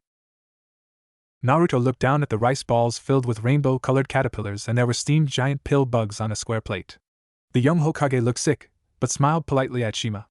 She smiled back, and he reached for some chopsticks. "Hey Granny Shima, I'm back," a new voice said, and Shima looked up. "Tenko?" Shima said, and Naruto looked up as a young man with long white spiky hair, hazel eyes, and red lines down his eyes entered. He was wearing a grayish shirt over mail, and blue-gray pants. His jaw dropped. The young man looked like, "Jiraiya, you're home early. I thought you said you'd be back from Takigakure in 3 more weeks. "Well, they're getting onto war footing, Granny. Kinda a bad time to visit the hot springs there," the young man, Tenko said with a grin before he paused, seeing Naruto. He blinked. "Oh yes, this is the first time you two have met," Shima said, breathing out. "And due to that damn prophecy that the old geezer made, he never met his father," she said under her breath. "Naruto-chan, this is Tenko, Jiraiya and Tsunade's son." Naruto's eyes widened. "Jiraiya Shishu and Tsunade Bachan's son H. How?" "You two are the same age," Shima said, starting her explanation. "Tsunade and Jiraiya-chan, they went out to celebrate Minato-chan becoming the Hokage. One thing led to another. Jiraiya-chan managed to woo her for that night. One thing led to another, and Tsunade ended up pregnant. She didn't tell Jiraiya-chan and left Konoha the next day with Shizen in tow. Then something happened." "What?" Naruto asked her, and Shima closed her eyes. "The Kyuubi no Yoko attacked Konoha, and Tsunade ended up in Myobokuzen. She gave birth to Tenko here, and then the great Toad Sage predicted something about Jiraiya's lineage, and Pa went to find Tsunade after hearing. The prediction said the son of the Toad Sage would cross many lands and meet his father years past, or something that close by now. Tenko had been born, and Pa offered to train and take care of him. Mom visited often. I grew up here," Tenko said, rubbing the back of his head. "Why did she give Tenko over so easily?" Naruto asked, and Shima rubbed the back of her head. "Pa can be very persuasive when it comes to these things," Shima said, and Naruto looked up at Tenko. "It's nice to meet ya, man. I was Jiraiya's last student, Naruto Uzumaki." Tenko blinked. "You're my dad's last student, man. I thought you'd be older." Naruto chuckled weakly, rubbing the back of his head as Fukusaku walked in. "Naruto-chan," he then looked up to see Tenko. "Well, this isn't what you were summoned for, but it is time you two met." "What was I summoned for?" Naruto asked, and Fukusaku grinned. "The great Toad Sage has a prediction for ya," Fukusaku said with a grin. "He wanted you to come here immediately, but Kichi didn't get the location right in the reverse summoning." Naruto blinked. "All right," he looked to Tenko. "Nice meeting you. Never expected that Jiraiya Shisha had a son."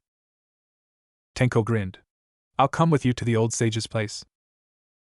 Konoha. While Naruto had been transported to Myobokuzen, Sakura and Kakashi were currently sparring on one of the undamaged training fields outside of Konoha's walls. The pink-haired Kunoichi dodged a kick from the copy ninja, charged her chakra to her feet, and retaliated with a strong kick. Kakashi's Sharingan predicted that, and he ducked the kick and tripped Sakura. "You're still leaving yourself too open for counterattack with those moves." Sakura breathed in and out, wiping her forehead. "How about this then?" she yelled, doing several seals, and her hands charged up with the Chakura no Mezu, chakra scalpels. She ran forward at Kakashi, using her perfect chakra control to swipe at her teacher. The copy ninja leaped to the side to avoid the slash, and she increased the size of the scalpel and cut completely through the tree, being him. Kakashi's eyes widened at that, seeing the tree fall, and Sakura dragged her other hand forward, lengthening the scalpel to a full sword, and slashed up as he leaped back. Incredible, she turned her Chakura no Mezu into Chakura Ken, chakra swords, Kakashi thought, jumping back as Sakura leaped into the air. "Sutenkyaku, painful sky kick!" Sakura yelled, slamming her heel down as Kakashi leaped back. The impact of her heel cratered the ground deeply as she swiped at her teacher with her Chakura Ken, chakra swords, in a scissor slash. Kakashi was hit, and he puffed away. Sakura panted, powering down as the real Kakashi walked out. "Very impressive, Sakura. I didn't expect that." Sakura panted. "That's the first time I've been able to beat one of your Bushins, though, sensei."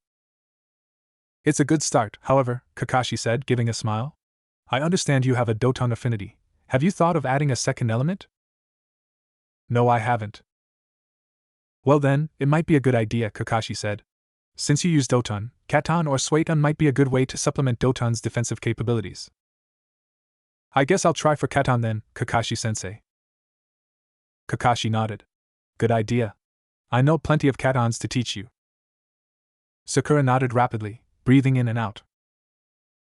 At the same time, the other members of the Konoha 11 were also training to prepare to fight Sasuke Uchiha in the future. At the Hyuga compound, Hinata was practicing with her Byakugan. On her desk was the shards of the Hokage's necklace, which she had painstakingly put back together and attached to a golden chain. She was noticing something different about her eyes lately. She breathed in and out calmly. Whenever she activated her Byakugan lately, the blood vessels in her eyes would flush with blood, giving them the appearance of being bloodshot, on top of the bulging veins around her eyes. She could see even further and in more detail when it happened, but she was significantly more exhausted afterwards. I wonder if father or any of the elders know what's happening, Hinata thought, her Byakugan still activated as she got into Juken stance. Drawing her hands back, she breathed out as chakra surrounded them and then formed into huge lion heads around her. Juho Sashiken, gentle step twin lion fists. She yelled, charging at the targets. Thrusting her right arm forward, the jaws of the lion opened and latched onto the wooden target, and she yanked back, tearing out a huge chunk of the target before smashing the other lion fist into the target, obliterating it. Hinata grinned, powering down her fists as splinters rained down. Powering down her Byakugan, her wide eyes turned back to normal, and the bloodshot look faded. At the Inuzuka compound, Kiba was riding on Akamaru, carrying the Senpo Roga, Whirlwind Wolf Fang, in his hand. It was a kodachi his grandfather used, said to be able to cut through anything. Charging it up with chakra, he pointed forward at a target. All right, Akamaru, ready, buddy? Kiba yelled as Akamaru barked, then leaped into the air. Tsuga, piercing Fang. The target he was aiming at was a 2-meter-wide slab of the hardest steel, and Kiba and Akamaru spun in their Tsuga at an insane amount of speed as Kiba pushed his Senpo Roga forward. They bore through the slab of steel, completely drilling through it. Landing on the other side, Kiba grinned and Akamaru barked in triumph. That was awesome! Kiba yelled, jumping off Akamaru's back. Team Guy were training together, each trying to perfect new techniques. Since Neji was one of the only ones, besides Naruto, who had fought the current Sasuke, he was telling Rock Lee and Tenten what to look out for. Sasuke Uchiha currently has the Mangekyo Sharingan, and he could use the Amaterasu after being pushed, Neji said as he dodged Rock Lee's fist and then leaped back from Tenten's bow staff. When you see his eye bleeding, either bring up something to block, Shunshin, body flicker, out of the way, Kirawami, substitution, something, or try to obscure his vision so you can't hit him. Konoha Dai Senpu, strong leaf hurricane, Lee yelled. He had removed his weights, and did a spinning kick at Neji who ducked it. What else should we prepare for, Neji? The Susanoo, Sasuke's ultimate defense, Neji said as his body glowed blue. Kaiten! He yelled as one of Tenten's bombs exploded above him, and he deflected all the blades that were shot from the bomb. Same old Neji, Tenten thought, preparing another weapon. Is that it? Other than the other skills he had before, yes, that is, Neji said. At the Aburain compound, Shino was sitting with his legs crossed in a special room. Shibi, his father, was supervising his training. His son had requested the special insects that his clan had produced. The nano-sized poisonous insects, which would supplement his own hives of Kikai. To prepare to receive a hive of the nano-insects, Shino had to be completely cleansed of any foreign bodies, including his own hives of Kikai, which were now being held in the room. If the nano-insects rejected Shino, Shibi would have only minutes to administer the antidote. I am ready, father.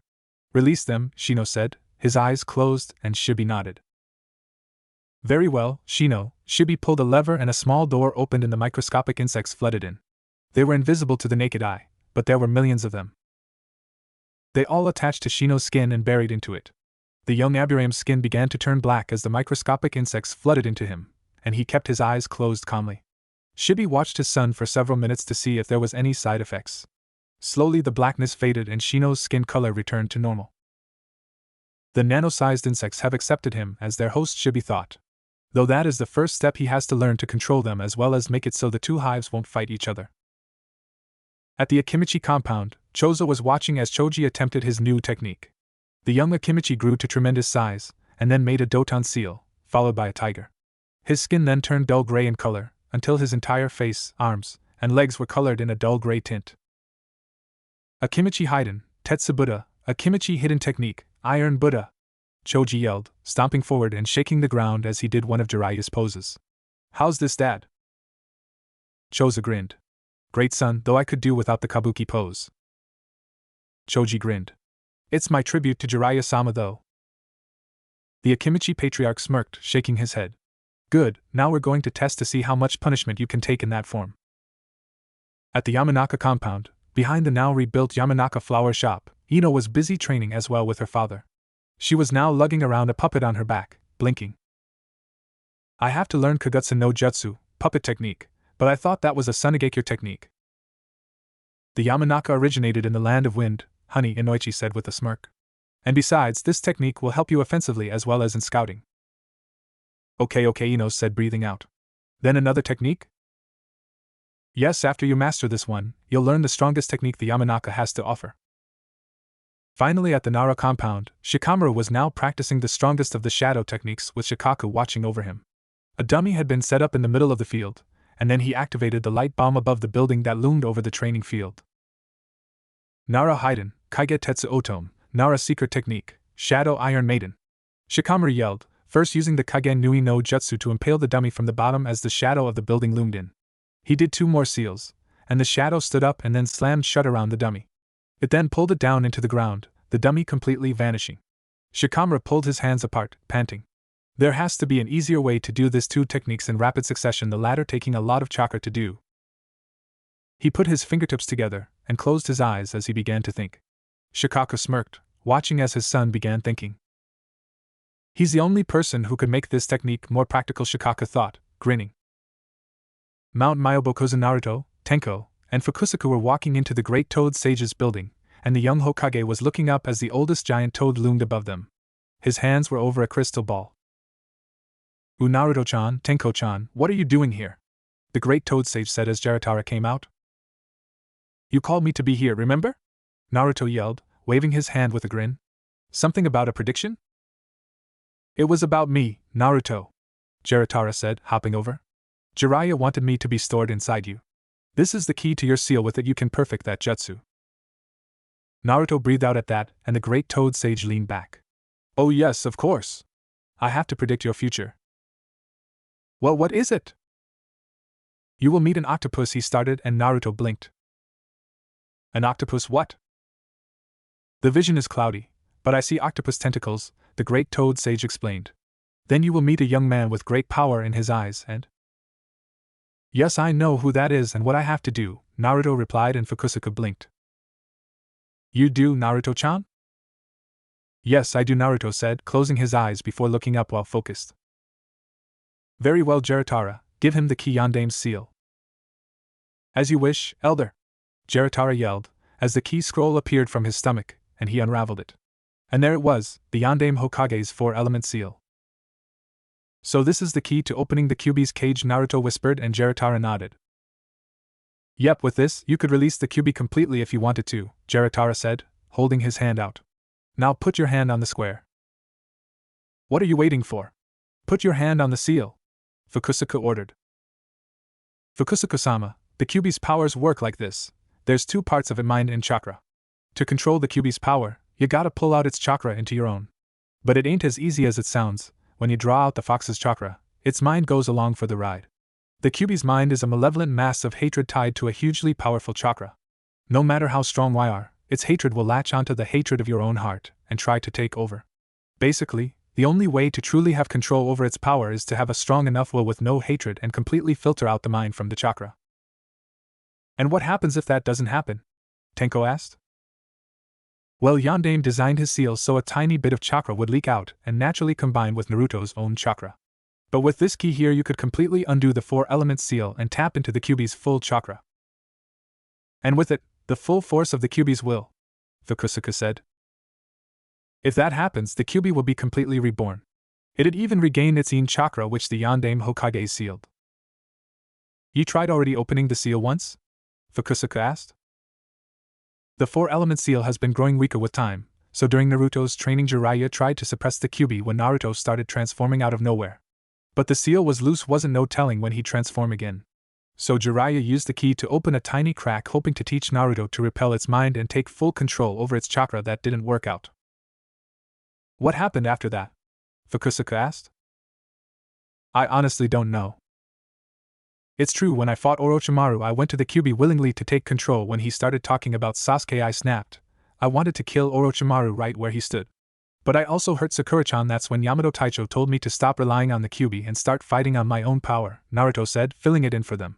Obviously I was fine when it was suppressed during training, but you can't help having your heart in battle. So I decided to never ask the Kyuubi again for help. I didn't think I had the strength to keep it from taking over my own mind again. Then when I saw Hinata-chan nearly die fighting pain I was so mad, I was full of rage. I let the Kyuubi out again without thinking. Then Yondaime reinforced the seal and I felt safe again. But I could lose control again. Tenko looked at him. So are you going to take it?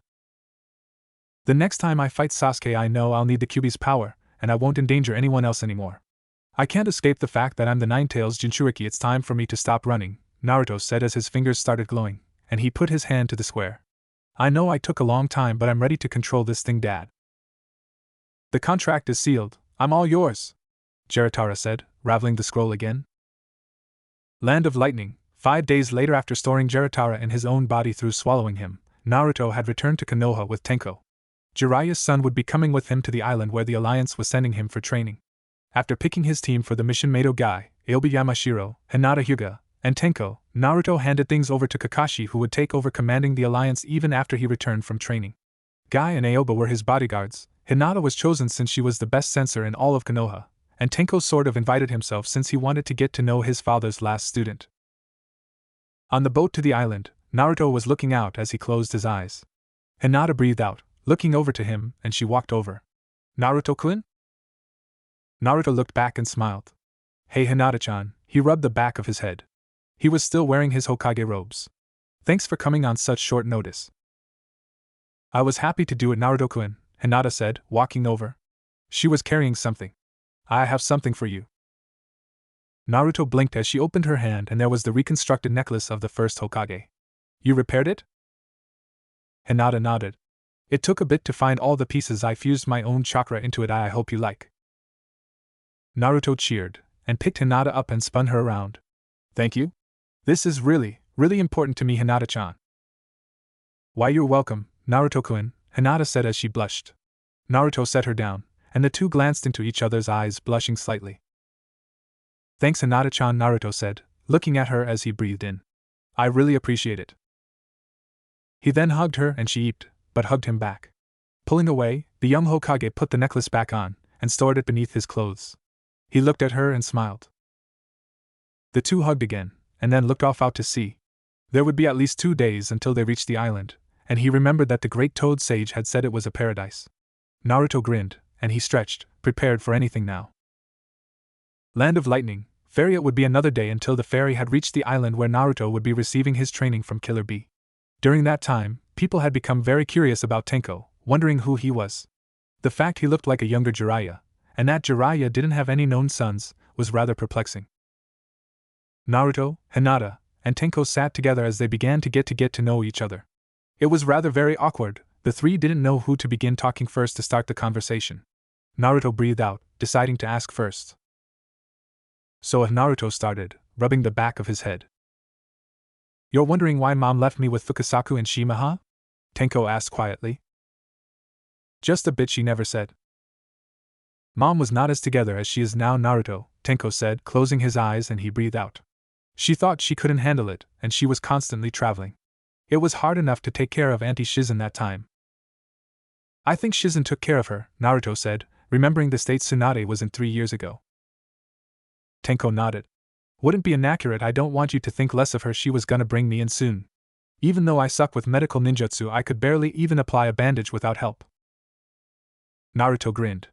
How about genjutsu? Suck at that big time. I can break it. Real well. Living with 2 genjutsu specialists, Tenko sighed, hanging his head. And from what I've heard, you're stronger than me already. I can do a lot of Dad's ninjutsus, though not as well, he grinned. What about you? You spent 3 years with him. Can you do the Gamma Enden? Gamaguchi Shibari Yomi Numa? You have to show me. Even though I spent 3 years with him, it was mostly to control the Kyuubi and make me into a real ninja, Naruto said, rubbing the back of his head. He did give me the foundation to create the futon, Raisin Shuriken under Kakashi-sensei's supervision, and perfect sage mode with Fukasaku-sensei. Tenko nodded. According to Fukasaku-sensei, I'm not good at Sage mode for some reason. I can do it, but it's at a level that's even below Dad. I can't even do Kawasaki-might, frog katas. He then leaned back and looked at Hinata. And you, the beautiful Hyuga-san? Beautiful? Naruto and Hinata thought at the same time. To Naruto it was in slight irritation, and to Hinata surprise. Well, I'm trying to become stronger, Hinata started, twiddling her fingers. Due to her nervousness, her Byakugan